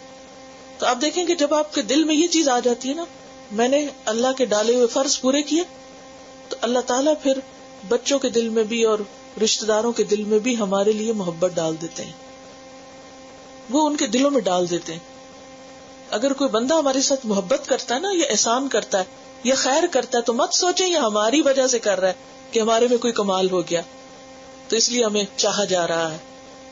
وہ بھی اللہ ہی دل میں ڈالتا ہے کسی کے. مثلا حضرت خدیجہ کا جب نام آتا تھا تو آپ صلی اللہ علیہ وسلم کے چہرے کی حالت بدل جاتی، اور جب کوئی بکری وغیرہ ذبح کرتے تو حکم دیتے کہ خدیجہ کی سہیلیوں کو بھی بھیجو. تو حضرت عائشہ کو تھوڑا سا فیل ہوتا تھا کہ آپ اتنا ان کا ذکر کرتے ہیں، تو ایک دفعہ کہنے لگی کہ آپ ان خاتون کو جو اتنی بوڑھی ہو کر گئی اور دنیا میں سب کچھ دیکھ کے فوت ہوئی، تو آپ ان کا ذکر نہیں بھولتے. تو آپ نے فرمایا قد رزقت حبها، مجھے اس کی محبت عطا کی گئی، رزق کی طرح میرے اندر ڈال دی گئی ہے. کون ڈالتا ہے کسی کی محبت؟ ہم خود ڈال سکتے ہیں، اللہ ڈالتا ہے دلوں میں محبتیں. سیجعل لهم الرحمن ودا، رحمان ان کے لیے دلوں میں محبت ڈال دے گا. تو ہم کسی سے محبت نہیں مانگ سکتے، نہ ڈیمانڈ کر سکتے، نہ چھین سکتے، نہ لے سکتے. آپ کسی کو کہیں کہ تم مجھے محبت دو، کوئی نہیں دے سکتا جب تک اللہ نہ ڈالے. تو جب ہم بے غرض ہو کے کسی کے ساتھ خیر و بھلائی کریں گے تو ان کے دلوں میں بھی رحم اور محبت اور قدردانی اللہ ہی ڈال دے گا. توقع صرف اللہ سے رکھنی چاہیے. ولا خوف علیہم ولا هم يحزنون، دینے والوں کو نہ کوئی خوف ہوتا ہے نہ غم ہوتا ہے. اچھا، ایک دوسرا کیا ہوتا ہے، ہم بچا بچا کے رکھتے ہیں. جن کو ہم اب اللہ کی خاطر نہیں نہ دیتے، پھر کیا ہوتا ہے، مرنے کے بعد ہمارا ہی مال تقسیم ہو کر انہی کو جاتا ہے. جن سے ہم نے بچا کے رکھا یا جن کو ہم نے نہیں دیا، چلا گیا انہی کے پاس. چاہے ہم وصیت بھی کریں نا 1/3 ہمارا دے دیں کسی کو، تو چلا گیا نا، وہ اپنے ہاتھ سے ہی دے دیتے تو بہتر تھا، زیادہ فائدہ ہوتا. اور جہاں تک احسان جتانے اور اذیتیں دینے کا تعلق ہے تو حدیث میں آتا ہے ثلاثۃ لا یکلمہم اللہ یوم القیامہ، 3 لوگوں کے ساتھ اللہ قیامت کے دن بات بھی نہیں کرے گا. ولا ینظر الیہم، انہیں دیکھے گا بھی نہیں. ولا یزکیہم، اور ان کو پاک نہیں کرے گا. ولہم عذاب علیم، اور ان کے لیے دردناک عذاب ہے. آپ نے یہ بات 3 دفعہ فرمائی. کیا 3 لوگوں سے اللہ قیامت کے دن بات نہیں کرے گا، ان کو دیکھے گا نہیں، ان کو پاک نہیں کرے گا. لوگوں نے عرض کیا جو آپ کے پاس بیٹھے تھے، یا رسول اللہ صلی اللہ علیہ وسلم، خابوا وخسروا، نامراد ہوئے، ناکام ہوئے. من ہم، کون ہے وہ، ہے کون جن کا آپ ذکر کر رہے ہیں کہ اللہ ان سے بات نہیں کرے گا اور ان کو دیکھے گا بھی نہیں اور انہیں پاک نہیں کرے گا اور ان کو دردناک عذاب دے گا، ہے کون وہ؟ تو آپ نے فرمایا المسبل، تکبر کی وجہ سے اپنا کپڑا لٹکانے والا، یعنی لمبا تہبت پہننے والا جو پیچھے پیچھے گھسٹتا ہے. والمنان، اور احسان جتانے والا جو دے کر احسان جتائے، دیکھو میں نے تمہارے ساتھ ایسا بھی کیا، ایسا بھی کیا، ایسا بھی کیا، بول کر کہے یا عمل سے کرے. والمنفق صلعته بالحلف الكاذب، اور جھوٹی قسم کھا کر اپنا سودا بیچنے والا، یعنی کچھ سیل کرنا ہو تو قسمیں کھائے، جھوٹی کھائے کہ نہیں اتنی تو قیمت خرید بھی نہیں اور خدا کی قسم اس کی قیمت اتنی ہے، اور اس قسم کی باتیں. یہ 3 لوگ جو ہیں اللہ ان کی طرف نہیں دیکھے گا. قول معروف، بھلی بات، اچھی بات، قول معروف. اور معروف وہ جو شریعت اور عرف میں معروف ہو، یعنی کائنڈ ورڈز، مناسب بات. ومغفرۃ، اور معاف کر دینا، بخش دینا، فرگیو کر دینا. خیر من صدقۃ، بہتر ہے اس صدقے سے، یتبعها اذی، کہ پیچھے آئے اس کے اذیت. بعض اوقات کوئی شخص آپ سے مانگنے آتا ہے اور آپ کے پاس نہیں ہوتا، یا آپ اس وقت نہیں دے سکتے ہوتے، ایسے میں اگر انکار ہی کرنا ہو تو کیسے کرے انسان؟ بھلی بات کے ساتھ، اچھے انداز میں. اما تعرضن عنہم، اگر تمہیں ان سے اعراض برتنا ہو تو پھر کیا کرو؟ اچھے طریقے سے اعراض برت. قل لہم قولا میسورا، آسانی والی بات کرو، نرمی والی بات کرو، بس اچھے انداز میں بات کرو، یعنی اچھے طریقے سے ٹالو. انکار بھی اچھا ہونا چاہیے. ومغفرۃ، اور معافی مانگ لو. جیسے عام طور پر آپ نے دیکھا ہوگا کہ لوگ کہتے ہیں معاف کر بابا، کوئی مانگ رہے ہوتے ہیں نا فقیر وغیرہ، تو لوگ کیا کہتے ہیں؟ معاف کرو معاف کرو. یہ کہاں سے آیا؟ یہ یہیں سے آیا، مغفرۃ، مجھے معاف کر دو، میں اس وقت اس قابل نہیں ہوں کہ مدد کر سکوں، یعنی ایکسکیوز کر لو. تو یہ بالکل ایک فطری سی بات ہے نا کہ دوسرا شخص طلب کر رہا ہے اور آپ اس پوزیشن میں نہیں کہ دے سکیں، تو پھر آپ اریٹیٹ نہ ہو، کیونکہ بعض لوگ پھر بار بار مانگتے ہیں کہ نہیں آپ کر سکتے ہیں، آپ ایسا کریں ویسا کریں. انہیں اگلا جان چھوڑتے، پھر آپ ایک دفعہ جھڑک کے ڈانٹ کے کرتے پیچھا چھوڑو میرا. نہیں، صبر کا مظاہرہ کرنا ہے، آپ دے کے بھی صبر اور نہ دے کے بھی صبر.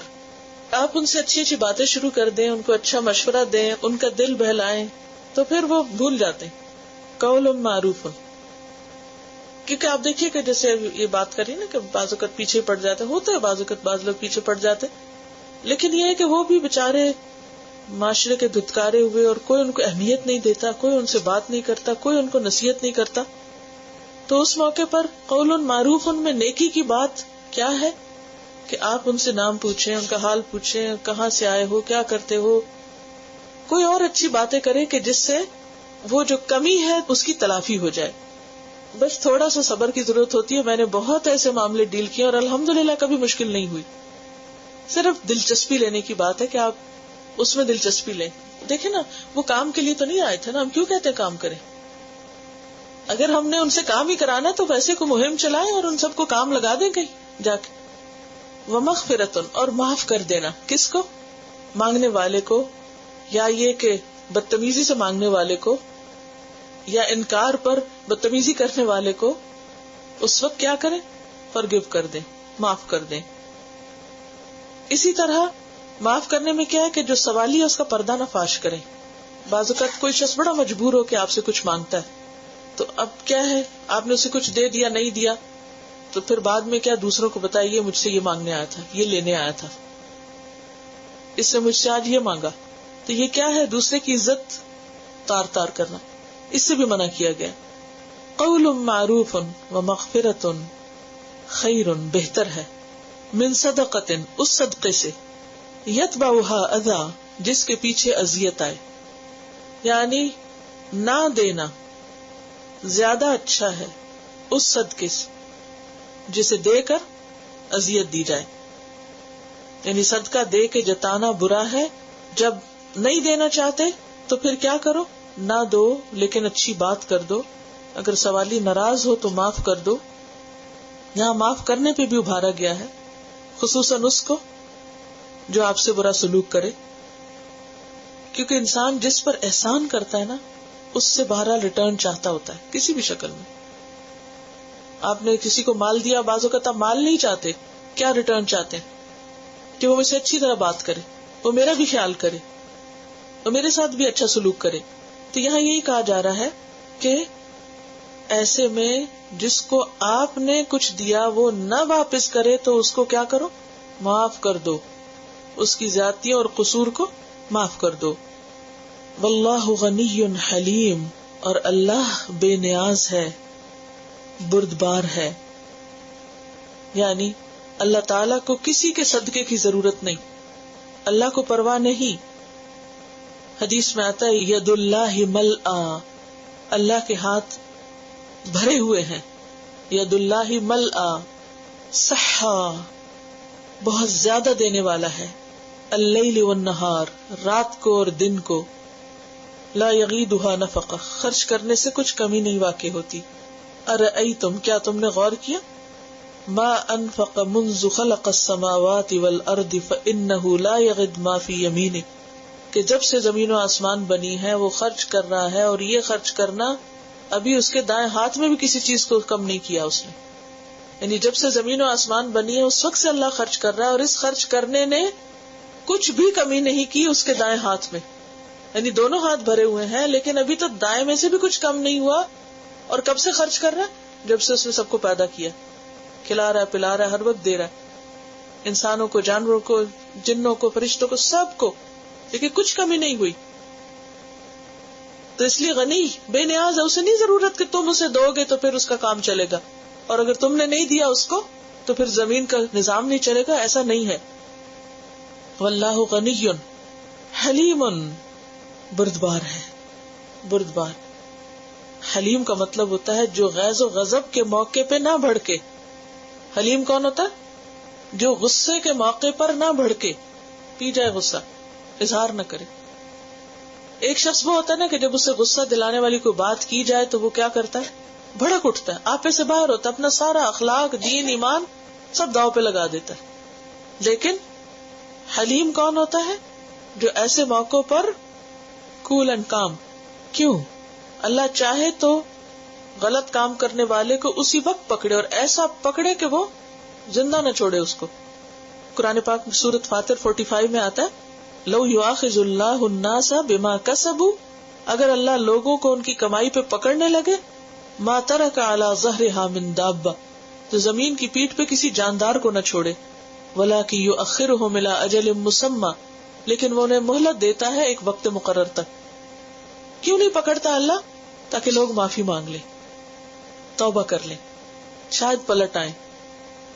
ورنہ جس دن ہم نے پہلا گناہ کیا تھا اسی دن وہ پکڑ لیتا تو آج ہم یہاں کہاں ہوتے. بے شمار غلطیاں کرتے ہیں لیکن وہ چھوڑتا رہتا ہے ایک وقت تک. تو یہ دو صفات آخر میں کیوں آئی ہیں کہ دیکھو بندو، اللہ بے نیاز ہے، بردبار ہے. تمہارے اندر بھی لوگوں کی طرف سے کیا ہونی چاہیے؟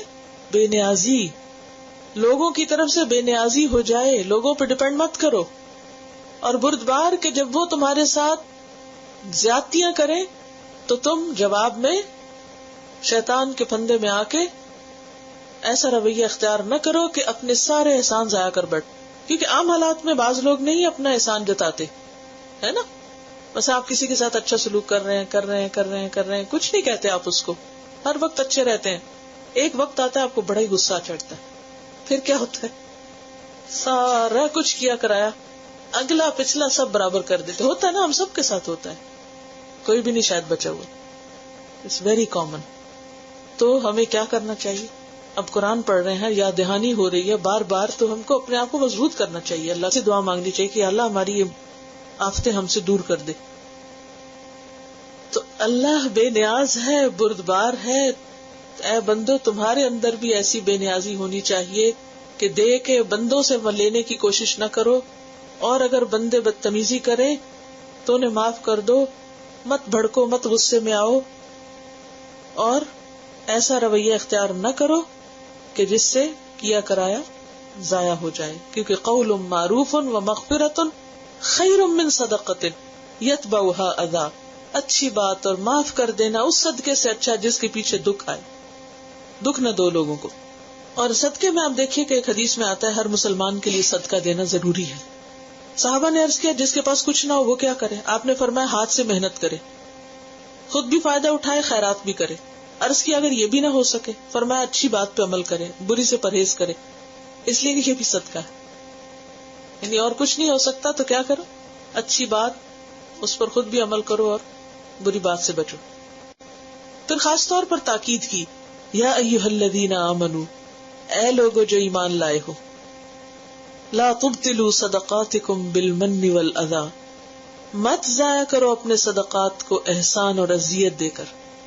دوبارہ تاکید کی جا رہی، کیا نہ کرو؟ ضائع نہ کرو. باطل کرنے کا ترجمہ کیا لکھوایا میں نے؟ بے نتیجہ کرنا، بے مقصد بنانا. یعنی اس صدقے کا کوئی نتیجہ نہیں نکلے گا، اجر و ثواب نہیں ہوگا، فضول میں جائے گا، سب کیا کرایا ضائع. کیسے؟ کب؟ کیوں؟ من اور رضا کے ساتھ کہ جب دے کہ تم اپنے آپ کو بڑا ثابت کرو اور اذیت دو. کالذی، اس شخص کی طرح. پھر مثال سے بات سمجھائی جا رہی. کس شخص کی طرح؟ ينفق مالہ رئاء الناس، جو اپنا مال دکھاوے کی خاطر خرچ کرتا ہے. دکھانے کے لیے خرچ کرتا ہے. اور یہ دکھاوا منافق کی صفت کہ وہ اللہ کے راستے میں ولا ينفقون الا وهم كارهون، اور جب خرچ کرتے ہیں تو وہ دکھاوا کرتے ہیں. یہ منافقین کی صفات ہے. تو کالذی سے مراد منافق ہے، یعنی منافقوں کی طرح کا خرچ کرنا مت کرو جو اپنے مال دکھاوے کے لیے اور نمائش کے لیے خرچ کرتے ہیں. ولا یؤمن باللہ والیوم الآخر، اور اللہ اور یوم آخرت پر ایمان ہی نہیں رکھتے. یہ کون ہے؟ منافق، جن کا ایمان کوئی نہیں لیکن مجبوراً خرچ کرتے ہیں. اور کیوں کرتے ہیں؟ پھر مقصد کیا ہوتا ہے کہ کچھ شہرت مل جائے، دنیاوی فائدہ مل جائے. فمثلہ، تو اس کی مثال کمثل صفوان، کس کی مثال؟ ریاکار کی مثال. کیسے ہے؟ ریاکاری میں ایک چٹیل پتھر کی طرح ہے، چٹان کی طرح ہے. صفوانہ کی جمع ہے یہ صفوان. علیہ تراب، اس پر مٹی پڑی ہوئی ہے. آپ نے کبھی دیکھا کہ پتھروں کے اوپر مٹی پڑ پڑ کے تو ایسے لگتا ہے جیسے زمین بن گئی اور اس میں کچھ نہ کچھ اگ بھی آتا ہے. علیہ تراب، جس پر کچھ مٹی ہے. فاصابہ وابل، پھر پہنچے اس کو تیز بارش. یعنی پتھر تھا، پتھر پہ مٹی پڑتی گئی، کچھ عرصہ جم گئی، اس میں کچھ نہ کچھ اگ بھی آیا، لیکن اتنے میں موسم بدلا، تیز بارش ہوئی. فترکہ صلدا، تو بارش نے اس کو بالکل دوبارہ کیسا بنا دیا؟ جیسے پہلے تھا، چٹیل، کچھ بھی نہیں ٹھہرا. مٹی بھی گئی، جو اگا اس پر وہ بھی ساتھ ہی بہ گیا، کچھ بھی باقی نہیں رہا. تو بالکل اسی طرح جو لوگ دکھاوے کے لیے مال خرچ کرتے ہیں، احسان اور اذیت کے ساتھ یہ سب کرتے ہیں، جتا کے ضائع کرتے ہیں، وہ ایسے ہی ہے کہ جیسے وقتی طور پر کچھ اللہ کے راستے میں دیتے ہیں. یہ وقتی طور پر دینا کیسے؟ جیسے پتھر پہ کچھ اگانا، پتھر کی مٹی پہ. اب اس کی تو جڑیں نیچے جاتی کیوں نہیں؟ کیونکہ نیچے تو پتھر ہے، اور جو ہی موسم بدلتا ہے، بارش آتی ہے، سب صاف ہو جاتا ہے. تو اسی طرح اس شخص کا بھی سب کچھ صاف ہو جائے گا. کس سے؟ دکھاوے سے، من و اذا سے. کیونکہ قیامت کے دن جب وہ اس کا اجر چاہیں گے تو وہاں کچھ بھی نہیں ہوگا. وہ تو قیامت کے سور پھونکنے نے اور قیامت کی ہولناکیوں نے ان ظاہری نظر آنے والی نیکیوں کو کیا کر دیا؟ تباہ کر دیا، کچھ بھی نہیں بچا. لا يقدرون على شيء مما كسبوا، نہیں وہ قدرت رکھتے اس پر جو انہوں نے کمائی کی کچھ بھی. یعنی انہوں نے جو کچھ اگایا تھا اور جو محنت کی تھی اگانے پہ اور جو کوشش کی تھی یا جو خرچ کیا تھا، اس میں سے کوئی چیز ان کے ہاتھ میں نہیں رہے گی، سب گیا ہوا. واللہ لا يهدي القوم الكافرین، اور اللہ نہیں ہدایت دیتا کافر قوم کو، انکار کرنے والے لوگوں کو. تو اس آیت سے ایک بات تو یہ پتہ چلتی ہے کہ ایمان والوں پر اللہ بڑا مہربان ہے. لہذا ان کو یا ایھا الذین آمنوا کہہ کے پکارا ان کی صفت سے، اور پھر ان کو بتایا کہ ان کے لیے کیا نقصان دہ. یہ ایسے نہیں جیسے ایک ماں اپنے بچوں کو پکار کر انہیں نصیحت کرتی کہ دیکھو ایسا نہ کرنا، غافل نہ رہنا، سب پیسے چرائے جائیں گے. تو اللہ تعالیٰ میں بتا دیکھو شیطان کے پھندوں سے بچنا، وہ اب تمہارے کیے ہوئے کو ضائع کرائے گا، کبھی احسان جتا کے اذیت دے کے اور کبھی دکھاوے کے ساتھ. اور دکھاوا کیا ہوتا ہے کہ انسان لوگوں سے تعریف چاہے، لوگوں کے سامنے بڑا بننا چاہے، لوگوں کے دلوں میں اپنا روب جمانا چاہے کہ میں بہت نیکی کرنے والا ہوں. تو ان باتوں سے بچنا چاہیے جو ایمان کے منافی ہیں. اصل میں جو ریاکار ہے نا، اس کا عمل ایسے ہی ہے جیسے کوئی ایسا کپڑا پہنے جس کے نیچے سے سب کچھ نظر آ رہا ہو. تو جو دکھاوے والا کام ہوتا ہے نا، وہ انسان کی جو اصلیت ہے اس کو ظاہر کرتا ہے کہ وہ اندر سے کیا. اب اس نے ظاہری طور پر سب کچھ کیا، جو ہی کسی نے اس کو کوئی بات کہہ دی یا کچھ تو وہ غضبناک ہو گیا. اس لیے من، اذا، ریا سب اکٹھا کر دیا. یہاں جو اللہ کے لیے دیتا ہے نا، اس پہ کچھ بھی گزر جائے وہ منہ سے ایک لفظ نہیں نکالتا. لیکن جو لوگوں کو دکھانے کے لیے نیکی کر رہا ہوتا ہے، اگر لوگ اسے کچھ کہہ دیں تو فوراً وہ اپنا سارا کھول دیتا ہے پٹاری. میں نے تو یہ بھی کیا تھا، یہ بھی کیا تھا، یہ بھی کیا تھا. کیوں؟ کیونکہ انسیکیور ہو جاتا نا. اچھا میں نے تو اتنا اپنا روب جمایا تھا، تو اب ان کے اوپر تو روب ہی نہیں پڑا، اور یہ تو مجھے بلیم کر رہے ہیں، اور اب میں ان کو بتاتا ہوں میں نے کتنا. وہ فوراً اپنی رسیدیں نکالنے لگتا ہے اور اپنی ساری چیزیں، دیکھو میں نے کیا کیا کیا تھا، سارے ثبوت پیش کرنے لگتا ہے. اب کیا ہوا؟ وہ عذاب بھی ہو گئی، من بھی ہو گیا، ریا بھی، سب کچھ گڑبڑ ہو گیا، سب صفائی ہو گئی. تو اللہ تعالیٰ کہتے ہیں کہ ایسا نہ کرنا، سوچ سمجھ کے عقل سے زندگی بسر کرو. اور یہ ہوتا کیوں ہے؟ ایمان کی کمزوری کی وجہ سے. جس کا ایمان مضبوط ہوتا ہے، اللہ پر اعتماد ہوتا ہے، وہ ان چیزوں سے بچتا ہے. تو ایک شخص جس نے بس نیکی کا لبادہ اوڑھ رکھا، یہ وہ مٹی کی تہ کیا ہے؟ لبادہ اوڑھا ہوا. جس نے لبادہ اوڑھا ہوا ہو تو کیا ہوتا ہے عموماً کہ بس کوئی طوفان آیا اور ساری مٹی بہا کے لے گیا. طوفان کیا ہے؟ دراصل یہ بارش کیا ہے؟ غیر معمولی حالات. عام دنوں میں کوئی نہیں احسان جتاتا، لیکن جب کوئی مصیبت آئی، طوفان آیا، سب کچھ گیا، سب لبادہ ہٹ گیا، ہر چیز اڑ گئی. اصل میں ریاکاری کو شرک اصغر کہا گیا ہے، دکھاوا کرنا، کہ جب انسان لوگوں کے لیے کچھ کرے. نبی صلی اللہ علیہ وسلم نے فرمایا، اللہ تعالیٰ فرماتے ہیں انا اغنى الشركاء، میں سب شریکوں سے زیادہ غنی ہوں، عن الشرک، شرک سے. من عمل عملا اشرک فیہ معی غیری ترکتہ وشرکہ، جس نے کوئی عمل کیا کہ میرے ساتھ اوروں کو بھی شریک کر لیا، میں نے اس کو بھی چھوڑ دیا، اس کے عمل کو بھی چھوڑ دیا. یعنی قیامت کے دن میرے پاس اس کے لیے اجر نہ ہوگا، کیونکہ اس نے میرے لیے کیا ہی نہیں تھا. جس کے لیے کیا انہی سے جا کے اجر لے، اور ان کے پاس کیا؟ ان کے پاس اپنے کچھ نہیں. تو جو شخص لوگوں کی خوشی کی خاطر، لوگوں کو دکھانے کے لیے، روب جتانے کے لیے، لوگوں میں بڑا بننے کے لیے خرچ کرتا ہے، قیامت کے دن اللہ کے ہاں اسے کچھ نہ ملے گا. اللہ تعالیٰ ایسے عمل کو ریجیکٹ کر دیتا ہے. ایک حدیث میں آتا ہے کہ کچھ لوگ ایسے ہوں گے کہ جن کے پاس تہامہ کے پہاڑوں برابر نیکیاں ہوں گی. ایک علاقے کے پہاڑ ایسے جیسے آپ یہاں کے کینیڈین راکیز کہہ لیں، کہ ان کے برابر ان کے پاس نیکیاں ہوں گی، لیکن اللہ تعالیٰ ان کو لا کے غبار بنا کے اڑا دے گا. کیوں؟ کیونکہ نیت درست نہیں تھی، دکھاوے کے لیے سب کچھ کیا ہوا تھا. تو دکھاوا تو قیامت کے دن نہیں ٹھہرتا، وہ تو سارا ایسے ہی جیسے بارش آنے پہ مٹی بہ جاتی ہے، ایسے ہی ان کا سب کچھ ختم ہو جائے گا، یہی رہ جائے گا. کیونکہ جو صدقہ اللہ کی خاطر نہ ہو اسے اللہ تعالیٰ قبول نہیں کرتا، کیونکہ وہ اس کے لیے ہے ہی نہیں، وہ تو کسی اور کے لیے تھا. تو جو چیز کسی اور کے لیے ہو اسے اللہ تعالیٰ بھلا کیوں کر قبول کرے. مثلا اپنے آپ کو آپ دیکھیے کہ اگر کوئی شخص کسی دوسرے کے لیے کوئی گفٹ لایا تو کیا آپ کو وہ لینا اچھا لگے گا، یا آپ پسند کریں گے کہ وہ آپ کو مل جائے؟ کیوں؟ کیونکہ لانے والا آپ کے لیے لایا ہی نہیں. اب اگر آپ کو دیکھ کر وہ کہتا ہے یہ آپ لے لیں، تو پھر کیسا محسوس ہوگا کہ اس کے دل میں میری محبت اور چاہت تو تھی نہیں، اس کو تو دینا کسی اور کو تھا، نیت کسی اور کی تھی، غرض کسی اور کی تھی، مقصد کچھ اور تھا، اور صرف میرا دل بہلانے کو یہ کہہ رہا ہے کہ اچھا تم لے لو، یہ تمہارے لیے. تو اس سے کیا اس شخص کو خوشی ہوگی جس سے ایسا کہا جو اس کا دل بہل جائے گا؟ نہیں. کوئی بچہ تو نہیں، ہاں بچے ایسی چیزوں سے بہل جاتے ہیں.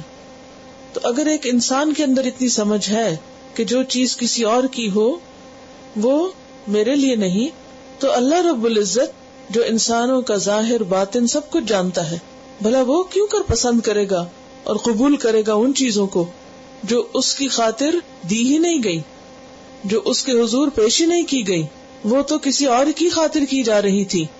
تو اس لیے فرمایا کہ جس طرح دکھاوے سے، ریاکاری سے صدقے کا ثواب ضائع ہو جاتا ہے، اور نہ صرف یہ کہ صدقے کا ثواب بلکہ صدقہ بھی ایک طرح سے ضائع ہی ہو جاتا ہے، کیونکہ اس سے دینے والے کو کچھ فائدہ نہیں پہنچتا. تو اسی طرح تم احسان اور اذیت کے ذریعے بھی اپنے صدقات ضائع نہ کرو. تو گویا یہ تین چیزیں صدقات کو ضائع کرنے کا سبب ہیں. کون کون سی؟ من، اذا، ریا. احسان جتانا، دکھ دینا اور دکھاوا کرنا. ایسا شخص ولا یؤمن باللہ والیوم الآخر، اللہ اور یوم آخرت پر ایمان ہی نہیں رکھتا، کیونکہ اگر اس کا ایمان ہوتا تو وہ صدقہ کسی اور کو دکھانے کے لیے خرچ کرنے کی بجائے کس کی خاطر خرچ کرتا؟ اللہ کی خاطر. اور دنیا میں جو کہ حقیر ہے، ناپائیدار ہے، چند دن کی ہے، اس کے فائدے حاصل کرنے کی بجائے کس فائدے کے لیے کرتا؟ آخرت کے فائدے کے لیے کرتا، اور اپنی نیت کو درست کر لیتا. تو اس سے یہ بات بھی پتہ چلتی ہے کہ دکھاوا باز جو ہے اس کا ایمان ہی درست نہیں، ایمان کمزور ہے. کیونکہ اگر اس کا ایمان مضبوط ہوتا، پختہ ہوتا، تو وہ ایسا نہ کرتا، وہ اللہ کو چھوڑ کر دوسروں کی طرف مائل نہ ہوتا، اور اسی طرح آخرت کا فائدہ چھوڑ کر دنیا کے فائدوں کی طرف نہ جھکتا. فمثلہ، تو اس کی مثال کس کی؟ ریاکار کی، دکھاوا کرنے والے کی. کیسی مثال ہے؟ کمثل صفوان، ایک چٹیل پتھر کی طرح ہے، علیہ ترابن، جس پر کچھ مٹی پڑ جائے، فاصابہ وابل، اس کے بعد اس پر تیز موسلا دھار بارش آئے، فترکہ صلدا، تو ساری مٹی بہہ جائے اور اس پتھر کو وہ بارش چٹیل کا چٹیل چھوڑ دے، بالکل ویسا ہی صاف ہو جائے جیسے مٹی پڑنے سے پہلے تھا۔ تو اسی طرح ریاکار جب صدقہ کرتا ہے تو وقتی طور پر تھوڑا بہت فائدہ نظر آتا ہے، جیسے وہ مٹی جمع ہو جاتی ہے تو اس میں کچھ نہ کچھ خود رو پودے اگاتے ہیں، لیکن جب تیز بارش آتی تو سب کچھ دھل جاتا ہے۔ تو اسی طرح ریاکار جو ہے وقتی طور پر جب صدقہ دیتا ہے اور لوگ اس کی تعریف کرتے ہیں تو اس کو بہت خوشی ہوتی ہے، بہت انجوائے کرتا ہے کہ اس کی خوب دھوم مچی ہوئی ہے، تعریفیں ہو رہی ہیں، اور تھوڑی دیر کے لیے شیخیاں بگاڑ لیتا ہے، لیکن اس کے بعد پھر کیا ہوتا ہے؟ موت کا جھٹکا جب آتا ہے تو پھر آخرت کی مشکلات کی بارش جو ہے اس کے سارے پردے ہٹا دے گی، ساری مٹی بہہ جائے گی اور حقیقت کھل کر سامنے آ جائے گی۔ لا يقدرون على شيء مما كسبوا، وہ اپنی کمائی میں سے، اپنے کیے میں سے کسی چیز پر بھی قادر نہ ہوں گے۔ کہاں؟ آخرت میں، کیونکہ جو کیا تھا وہ سب ضائع ہو گیا، اب کچھ بھی ان کے ہاتھ نہ آئے گا۔ اب یہ کسب وہ کیا ہے؟ وہی کوشش اور محنت جو کسی بیج کو بونے کے لیے اور اگانے کے لیے ہوتی۔ شروع میں ہم نے پڑھا نا کہ جو لوگ اللہ کی خاطر خرچ کرتے ہیں ان کی مثال ایسے ہے جیسے ایک دانہ بویا جائے اور اس بوئے ہوئے دانے میں سے پھر پورا کھیت نکل آئے، اور پھر آخر میں جب وہ اسے کاٹتا ہے تو ایک دانہ 700 گنا تک پہنچ چکا ہوتا ہے۔ لیکن یہاں کیا ہے؟ ریاکار کا خرچ کیا ہوا مال بالکل ہوا میں اڑ جاتا ہے، اور وہ نہ تو اس کو واپس لا سکتا ہے کیونکہ وہ تو ہاتھ سے نکل چکا، اور نہ ہی اس کا ثواب ملتا ہے۔ واللہ لا یہدی القوم الکافرین، اور اللہ ہدایت نہیں دیتا کافر قوم کو۔ کافر قوم سے مراد یہاں کون ہے؟ منافق اور ریاکار۔ ومثل الذین، اس کے برعکس مثال ان لوگوں کی، ينفقون اموالہم، جو خرچ کرتے ہیں اپنے مالوں کو، ابتغاء مرضات اللہ، اللہ کی رضامندی چاہنے کے لیے، کوئی اور نیت نہیں، نہ کسی پہ احسان جتانا ہے نہ دکھ دینا ہے، اللہ کی خوشی مطلوب ہے، صرف اللہ کا اپروول چاہیے ان کو۔ وتثبیتا من انفسہم، اور اپنے دلوں کے اطمینان کے لیے، یعنی دل کے اطمینان کے ساتھ خرچ کرتے ہیں، مجبوراً نہیں کرتے، اور اپنے دل کی تثبیت کے لیے، یعنی دل کو ایمان پر قائم رکھنے کے لیے۔ یہاں مخلصین کی مثال دی گئی، پیچھے ریاکاروں اور منافقین کی دی گئی، اور یہاں مخلصین کی۔ مخلصین کا مال خرچ کرنا ایسا ہے کہ وہ نمبر 1 اللہ کی رضا چاہتے ہیں، دکھاوا نہیں چاہتے، صرف اللہ کو خوش کرنا چاہتے۔ مال خرچ کرنے کے پیچھے ان کی واحد وحید دی اونلی نیت اور خواہش کیا تھی؟ کہ ہمارا رب خوش ہو جائے، بس، اور کچھ بھی نہیں۔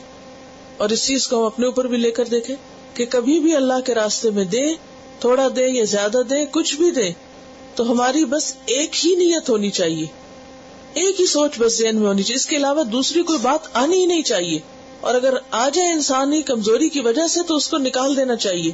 اور وہ کون سی ایک بات ہے؟ کہ مجھے صرف اللہ کی رضا چاہیے، اللہ کی اپروول کے لیے، اللہ کی خوشی کے لیے، پسندیدگی کے لیے۔ اور دوسری چیز کیا ہے کہ کس طرح دیتے ہیں وہ مخلصین؟ وتثبیتا من انفسہم، اور اپنے نفسوں کی ثابت قدمی سے۔ نفسوں کی ثابت قدمی کیا ہے؟ کہ کسی مجبوری کے تحت نہیں دیتے، بد دلی سے نہیں دیتے، کوئی تاوان سمجھ کے نہیں دیتے، دل کے اطمینان اور یقین کے ساتھ دیتے ہیں، خوشی کے ساتھ دیتے ہیں۔ کیونکہ یہ بھی منافق کی صفت ہے کہ وہ اللہ کے راستے میں کس طرح دیتے ہیں؟ وَلَا يُنْفِقُونَ إِلَّا وَهُمْ كَارِهُونَ، سورۃ التوبہ 54 میں آتا ہے کہ منافق نہیں خرچ کرتے مگر یہ کہ وہ ناپسند کرتے ہیں۔ خرچ کرنے کو ان کا دل نہیں ہوتا، بس مجبوری ہوتی ہے، کیونکہ انہیں پتا ہوتا ہے اگر ہم نے خرچ نہ کیا تو ہماری بدنامی ہوگی، یعنی تاوان سمجھ کر، چٹی سمجھ کر دیتے ہیں کہ اب سب دے رہے ہیں اور اگر ہم نہ اٹھے یا ہم نے نہ دیا تو لوگ کیا کہیں گے، پھر لوگ ہمیں بخیل کہیں گے یا لوگ ہمیں برا جانیں گے، تو وہ اپنے اوپر سے بس الزام دھونے کے لیے مصیبت کے مارے خرچ کرتے ہیں۔ نہ ان کا دل ہوتا ہے، نہ اللہ کی خوشی چاہیے ہوتی ہے، نہ لوگوں کی بھلائی مقصود ہوتی، کچھ نہیں، صرف اور صرف ایک مصیبت اور مجبوری۔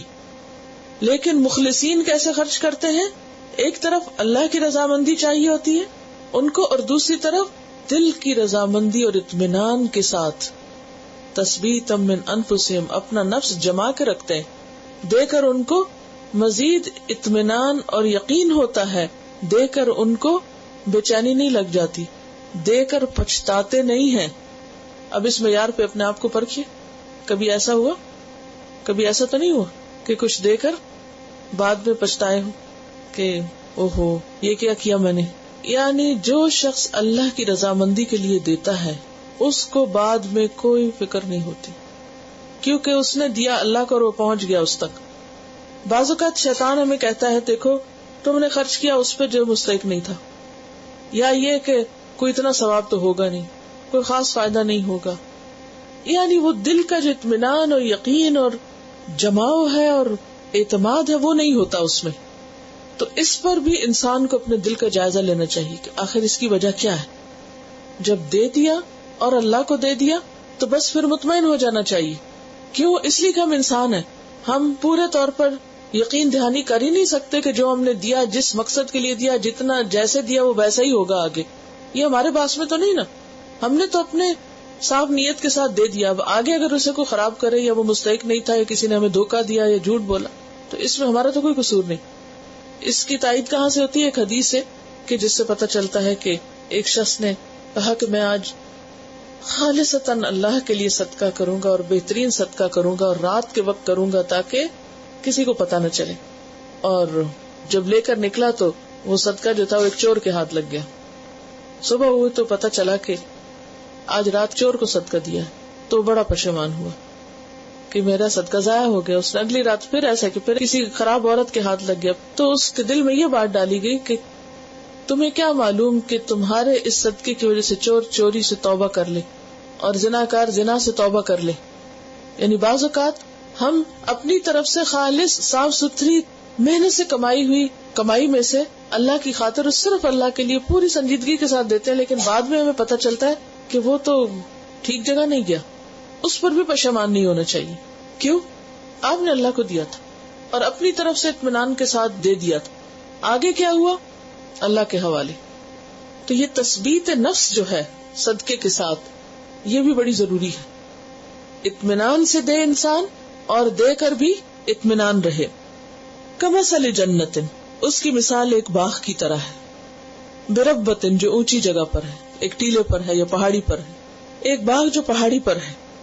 اور آپ نے دیکھا ہوگا کہ جو ہائی لینڈ فارمز ہوتے ہیں ان پر جو پھل آتا ہے وہ زیادہ اچھا ہوتا ہے، کیونکہ جگہ اونچی ہوتی ہے، ہوا اور روشنی اور سورج اور تھوڑی سی بارش یہ سب اس کے لیے کافی ہو جاتا ہے. اصابها وابل، پہنچی اس کو تیز بارش، شدید بارش. فآتت اکلها ضعفین، تو لایا وہ باغ اپنے دگنے پھل. فإن لم یصبها وابل، پھر اگر اسے تیز بارش نہیں بھی پہنچی، فتل، تو فواری کافی ہو گئی، ڈرزلنگ ہی کافی ہو گئی، کیونکہ جگہ اچھی تھی، وہاں کا موسم اچھا تھا، مٹی اچھی تھی، لہذا تھوڑا سا پانی بھی اس کے لیے بہت کافی ہو گیا اور اس کا پھل خوب آیا. تو اس سے کیا پتہ چلتا ہے کہ اچھی زمین کے لیے تھوڑی بارش بھی کافی ہے. اسی طرح جو انسان خالصتاً اللہ کی رضا کے لیے کوئی کام کرتا ہے، اگر وہ زیادہ خرچ کر سکے تو بھی بہت اچھا ہے، اور اگر کبھی زیادہ نہیں تو اس کا تھوڑا دینا بھی کافی ہو جائے، کیونکہ اللہ کو پتا ہے نا کہ یہ ہے تو زیادہ دینے والا، لیکن ابھی اس کے حالات اچھے نہیں رہے. اس کو اس کی اچھی نیت کی وجہ سے، اچھی کوششوں کی وجہ سے، اس کے پچھلے ریکارڈ کی بنا پر اس کا اجر کم نہ کیا جائے، کیونکہ اللہ تعالیٰ تو دلوں کے حال جانتا ہے نا. مثلاً ایک شخص اللہ کے راستے میں سچی نیت کے ساتھ بہت کچھ کرنا چاہتا ہے، لیکن اس کے پاس اتنی حیثیت نہیں. وہ کسی کو نیکی کا کام کرتے ہوئے دیکھتا ہے تو اپنے دل میں تڑپتا ہے اور روتا ہے کہ مجھے بھی یہ موقع ملے تو میں بھی یہ کروں. اس کو کتنا اجر ملے گا؟ اس شخص کے برابر جس نے بہت سارا مال اللہ کے راستے میں خرچ کیا محض اپنی نیت کی بنا پر. فإن لم يصبها وابل فتل، لاکھوں نہیں بھی دے سکا تو چند سکے جو اس کی جیب میں تھے، جس جذبے کے ساتھ اس نے دیے، اس کا بھی اتنا زیادہ اجر و ثواب ہوگا کہ جیسے باغ پھلوں سے بھر جائے. اتنے پھل آئیں گے اس پر، وہ تھوڑے خرچ میں بھی برکت ہو جائے گی. کیونکہ اللہ تعالیٰ کو ہمارا مال نہیں چاہیے، اس کو گنتی نہیں چاہیے. اس کو کیا چاہیے؟ اخلاص چاہیے. اخلاص چاہیے کہ ہم کس جذبے کے ساتھ، کس شوق کے ساتھ، کس نیت اور ارادے کے ساتھ خرچ کر رہے ہیں. واللہ بما تعملون بصیر، اور اللہ ساتھ اس کے جو تم عمل کرتے ہو اس کو دیکھ رہا ہے. اسے تمہارے حالات بھی پتا ہے، تمہارے ذرائع آمدنی بھی پتا ہے کہ تمہارے پاس کتنا ہے، تمہارے حالات کیسے ہیں کہ تم اس میں سے کتنا خرچ کر سکتے ہو آسانی سے، تمہاری مجبوریاں کیا ہیں، مشکلات کیا ہیں، تمہارے اوپر تنگی کیا ہے، کن حالات میں کر رہے، یہ سب اس کو پتا ہے. لہٰذا تمہارا معاملہ بندوں کے ساتھ نہیں، اللہ کے ساتھ ہے. لہٰذا جب خرچ کرو تو بندوں کو بھول جاؤ، اللہ کو سامنے رکھ کے خرچ کرو، تو وہ تمہاری تھوڑی کوانٹٹی میں بھی بہت بڑی برکت ڈال دے گا. تو اس سے کیا پتہ چلتا ہے؟ نیت، اخلاص، جذبہ. اللہ تعالیٰ کوانٹٹی کو نہیں کوالٹی کو دیکھتا ہے. آپ نے جو خرچ کیا وہ کتنا پاکیزہ ہے، سورس آف انکم کیا ہے، تمہارے دل کا حال کیا تھا، خوشی سے دیا کہ مجبوری سے دیا، اور دے کر دکھاوا کیا یا کسی کے اوپر احسان جتایا، یا بس ایک ہاتھ نے دیا اور دوسرا ہاتھ جو ہے اس کو خبر بھی نہ ہوئی. تو یہ سارا عمل کیا کیسے، اس پہ ڈپینڈ کرتا ہے. اَيَوَدُّ أَحَدُكُمْ، اب مزید مثال دے کے بات سمجھائی جا رہی ہے. کیا چاہتا ہے تم میں سے کوئی ایک، ان تکون لہ جنت، کہ اس کا ایک باغ ہو. کیا تم میں سے کسی کو پسند ہے یہ بات کہ اس کا ایک باغ ہو؟ سوچئے، ساتھ ساتھ سوچتے جائیے. من نخیل و اعناب، کھجور کے درختوں کا اور انگوروں کا. کھجور کے اونچے درخت بھی ہیں اور پھیلی ہوئی انگور کی بیلیں بھی ہیں، اور یہ دونوں پھل نہایت عمدہ پھل ہیں، جنت کے پھلوں میں شمار ہوتے ہیں. تجری من تحتها الانہار، جن کے نیچے نہریں بہ رہی ہیں. یہ بھی جنت کی صفت ہے نا، یعنی اتنا خوبصورت باغ ہے جیسے دنیا میں کوئی جنت کا نظارہ ہو. لہو فیہا من کل الثمرات، یعنی اس مالک کے لیے اس میں ہر قسم کے پھل ہیں. اس باغ میں اور بھی بہت سے پھلوں کے پودے لگے ہوئے ہیں، ہر سیزن کے پھل آتے ہیں وہاں. اب ایسے شخص کا حال کیا ہوگا جس کے پاس ایسا باغ ہو؟ کتنا خوش ہوگا وہ کہ مجھے دنیا میں ہی جنت مل گئی، سب کچھ مل گیا. ایور گرین ہے اور ہر سیزن اور ہر موسم کے پھل ہیں اس میں، بہترین قسم کا باغ ہے. وَأَصَابَهُ الْكِبَرُ، اور پہنچ جائے اس کو بڑھاپا، اولڈ ایج میں آ جائے. ساری زندگی اس نے محنت کی، ایسا باغ لگایا کہ باغ ایک دن میں نہیں لگتا، چاہے آپ کے پاس کتنا بھی مال ہو. ہاں آپ کسی کا خرید لیں لیکن وہ خود لگائے اور اپنی پلاننگ اور اپنے طریقے کے مطابق نہیں ہوگا، اس میں پوری عمر لگتی ہے، یعنی بہت محنت طلب کام ہے. تو اتنی محنت کی اس نے کہ اس کی عمر کھپ گئی اس میں، اور اسی حال میں بوڑھا ہو گیا. وَلَهُ ذُرِّيَّةٌ ضُعَفَاءُ، اور اس کے لیے اولاد ہے کمزور، اس کے ابھی بچے چھوٹے، کام کرتے کرتے اسے لیٹ شادی کی ہوگی، کیونکہ بہت سے لوگ اپنے کیریئر کی خاطر شادی ڈیلے کرتے رہتے ہیں، پھر خود بڑی عمر کے ہوتے ہیں اور بچے چھوٹے ہوتے ہیں. فَأَصَابَهَا اعصار، تو پہنچے اس کو بگولا، فیہ نار، جس میں آگ ہو، یعنی شدید قسم کی طوفانی آندھی کہ جو انتہائی گرم بھی ہو. فاحترقت، تو باغ جل جائے، یعنی اس آندھی کی وجہ سے، اس تپتی لو کی وجہ سے باغ جل کے راکھ ہو جائے، سارے پتے زرد ہو جائے، پھل مارا جائے. کذالک یبین اللہ لکم الآیات، اسی طرح اللہ بیان کرتا ہے تمہارے لیے آیات. لعلکم تتفکرون، تاکہ تم غور و فکر کرو، عبرت پکڑو. اب اس مثال سے کیا سمجھایا جا رہا ہے؟ یہاں کسی ایک خاص شخص کی بات نہیں ہو رہی کہ کوئی ایک کیریکٹر تھا یا کردار تھا اور اس کے ساتھ یہ ہوا.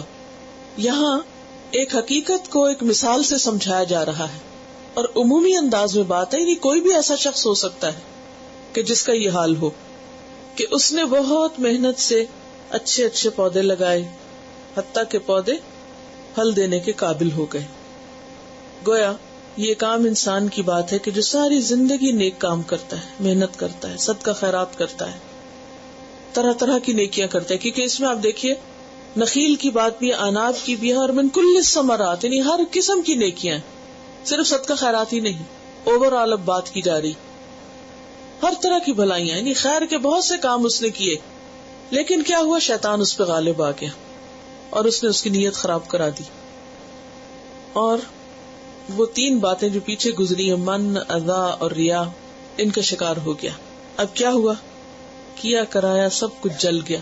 ساری زندگی کی جمع پونجی اور محنت سے کمائی ہوئی نیکیاں سب کی سب برباد ہو گئی. کس بنا پر؟ کہ اس نے ایسا کام کیا جو شیطان کے پھندے میں آ کر اس نے کیا تھا، جو اللہ تعالیٰ کو پسند نہیں تھا. اس بات سے ڈرنے کی ضرورت ہے کہ انسان کبھی اپنی نیکی پر بھولے نہیں، اور کبھی اپنے اچھے اعمال کے اوپر فخر نہ کرے، اور کبھی کسی کو ستائے نہیں، کبھی کسی کے ساتھ احسان کر کے اس کو جتائے نہیں، ورنہ انجام یہی ہوگا جیسے اس باغ والے کا ہوا. اب یہ مثال سمجھنا تو کسی کے لیے مشکل نہیں نا، کہ ایک کہانی ہے پوری، آپ کہانی کو جس طرح چاہیں الیبوریٹ کر لیں، آپ آگے بچوں کو بھی سنا سکتے ہیں. ایسی کہانیوں سے بہت تربیت ہوتی کہ ایک شخص تھا، اس نے زمین لی، پھر اس میں باغ لگایا، اس کے باغ میں درخت تھے، کھجوروں کے تھے، پھر انگوروں کی بیلیں تھیں، اس میں بہت سے پھل آتے تھے، پھر اور بھی اس نے پودے لگائے، پھر ایسا تھا باغ ویسا خوب جتنا آپ کا امیجنیشن کام کرے. من کل ثمرات کو الیبوریٹ کر لیں. اور پھر وہ کام کرتے کرتے کرتے اتنی محنت کرتا تھا کہ کرتے کرتے کرتے وہ بوڑھا ہو گیا، اور ابھی اس کے ہیلپر، اس کے بچے، اس کے دوسرے جو سب کام کرنے والے تھے وہ چھوٹے تھے، کہ اب وہ خود نہیں یہ کام ابھی اپنے لیے کر سکتے تھے، ابھی ان کو باپ کے سائے کی ضرورت تھی. لیکن باپ اب بوڑھا ہو گیا تھا، کام نہیں کر سکتا تھا، ریٹائر ہو رہا تھا. اب وقت تھا کہ باپ بیٹھ کر کیا کرے؟ آرام کرے، اور ساری زندگی کی محنت سے اپنی پینشن کے ساتھ کوئی باعزت وقت گزارے، کہ اتنے میں سارے ذرائع ختم ہو گئے. اس لیے کہ اس نے ایسا کام کیا کہ وہ وقت سے اڑ گئی. ریاکاری جو ہے، دکھاوا جو ہے، پچھلی نیکیوں کو بھی ضائع کر دیتا ہے. مثلاً آپ نے حج کیا تھا، یا آپ نے کوئی صدقہ خیرات کیا تھا، اور بھی کوئی بڑے اچھے اچھے کام کیے، تو کسی دن محفل جمی ہوئی ہے اور شیطان نے حملہ کر دیا کہ، اور آپ شیخیاں بگاڑنے لگے، ہم نے یہ بھی کیا، ہم نے وہ بھی کیا، خوب بوسٹنگ کی اور خوب اپنے نیکیوں کا اشتہار لگایا، اور جب اٹھے تو سب کچھ جھاڑ کے اٹھے، ختم. کیونکہ آپ نے لوگوں کے لیے تھوڑی کیا تھا، تعریفوں کے لیے کیا تھا، نہیں. یا یہ کہ آپ نے ساری زندگی محنت کی، کوشش کی، اور پھر کسی دن بیٹھ کے خوب دوسرے کو ستایا جس کے ساتھ آپ نے نیکی کی، احسان جتایا، یا اٹھتے بیٹھتے تانے دیے. اور ایسا عام طور پر ہم اپنے قریب والوں کے ساتھ کرتے ہیں، اپنے ہی بچوں کے ساتھ یا اپنے ہی گھر والوں کے ساتھ. وَلَهُ ذُرِّيَّةٌ ضُعَفَاءُ فَأَصَابَهَا إِعْصَارٌ. صرف ایک بگولا کافی تھا، ایک ہوا کا پھیرا کافی تھا، ایک شیطانی وسوسہ اور ایک شیطان کا وار جس نے آ کے ہر چیز کو سبوتاج کر دیا، کیا کرایا ضائع. اور اس بات کا ہمیں عام طور پر احساس ہی نہیں ہوتا. شیطان چونکہ کھلا دشمن ہے، وہ کیا چاہتا ہے کہ ہم کام کر کے، محنت کر کے ضائع کریں. کیونکہ شیطان کی چالوں میں سے یہ چال ہے کہ بعض اوقات وہ نیکی کے کام میں ہمارا مددگار بن جاتا ہے، کیونکہ اس نے لانگ ٹرم پلاننگ کر رکھی ہوتی ہے کہ میں اس سے پہلے اتنا تکاؤں گا، اور جب یہ اس درجے تک پہنچ جائے گا نا، وہاں سے گراؤں گا تاکہ اور بڑی چوٹ لگے. کسی کے ساتھ بھی نہیں کرنا چاہیے، نہ بچوں کے ساتھ کرنا چاہیے، نہ کسی اور کے ساتھ. اس کے بچوں کے اوپر بہت نیگیٹو اثرات ہوتے ہیں. بعض اوقات آپ نے دیکھا ہوگا کہ اپنے ہی بچوں کو آپ اتنی محنت سے پالتے ہیں، اتنا ان کے ساتھ احسان کرتے ہیں، لیکن بسا اوقات ماں باپ تھک کر پھر ان کو تانے بھی دینے لگتے ہیں، ہم نے تمہارے ساتھ یہ کیا، یہ کیا، یہ کیا. اب کیا ہوتا ہے کہ بچوں کے دل میں نفرت بیٹھ جاتی، اب وہ پھر ماں باپ سے بھی دور بھاگنے لگتے ہیں. جی کہ یہ ہر وقت احسان جتاتے، کیونکہ احسان جتانا اتنی بڑی برائی ہے، اتنی زبردست بد اخلاقی ہے کہ جس کے بعد انسان کی کوئی قدر و قیمت نہیں رہتی. آپ جتنے بھی نیک ہو، جتنے بھی خوش اخلاق ہو، جتنے بھی اچھے ہوں، لیکن اگر آپ اذیت دیتے ہیں، دیکھیں نا، بعض ماؤں کی عادت ہوتی ہے خوب محنت سے کھانا پکاتی ہیں، پکا کے گرم گرم بچوں کے آگے رکھتے ہیں، اور جب کھانے لگتے ہیں وہ ایسی مٹی پلیت کرتی ہیں کہ دن بھر کی جو واردات ہوتی ہے، یا اپنی تھکاوٹ ہوتی ہے، یا انہوں نے کوئی غلط کام کیا ہوتا ہے، یا کوئی نافرمانی کی، تو سب کا بدلہ بیٹھ کے لیتی. کئی دفعہ ایسے دیکھا گیا کہ لوگ لک میں چھوڑ کے اٹھ جاتے ہیں. کیا ایسے واقعات آپ نے نہیں سنے؟ ایک دفعہ رمضان میں آخری عشرے میں خاتون میرے پاس آئی کہ مجھے طلاق ہوگی. کیا ہوا؟ کچھ نہیں، افطاری لگی ہوئی تھی، اور روزانہ کی طرح سب بیٹھ کے بہت ہی اچھے طریقے سے ہم مل کے افطاری کرنے لگے کہ اتنے میں شاید باہر بارش ہو رہی تھی، تو بچے جو تھے وہ گیلے بوٹ لے کے اندر آئے. تو میں نے منع کیا، تو ہسبینڈ نے کہا مت روکو. تو میں نے کہا کیوں نہ روکو؟ میں نے غصہ کیا، اتنے میں ہسبینڈ نے اور غصہ کیا، اور وہاں سے وہ ٹھا پٹھا ہوئی کہ نکل جاؤ یہاں سے، طلاق ہے تمہیں. اور رمضان کا مہینہ، آخری عشرہ، تاک راتیں، تھک جاتا نا انسان عبادت کر کر کے بھی، اور روزے رکھ رکھ کے بھی، اور صدقے کر کر کے بھی، اور سارے وہ باغ جو لگائے ہوئے ہوتے ہیں نا پورا مہینہ. تو یہ جو صبر ہے نا، وَاعْلَمْ أَنَّ النَّصْرَ مَعَ الصَّبْرِ، یاد رکھو کامیابی صبر کے ساتھ ہے. اور صبر کیا ہوتا ہے؟ آخری لمحوں کا بس چند منٹ کا انتظار ہوتا ہے. آپ نے دیکھا کہ بچے بعض کو سارا دن روزہ رکھتے ہیں، اور جو بالکل تھوڑا آخری وقت ہوتا ہے نا، اس میں اتنے بے صبرا پن دکھاتے. چھوٹے چھوٹے بچوں کا آپ نے دیکھا، وہ آخری وقت زیادہ مشکل ہوتا ہے نا.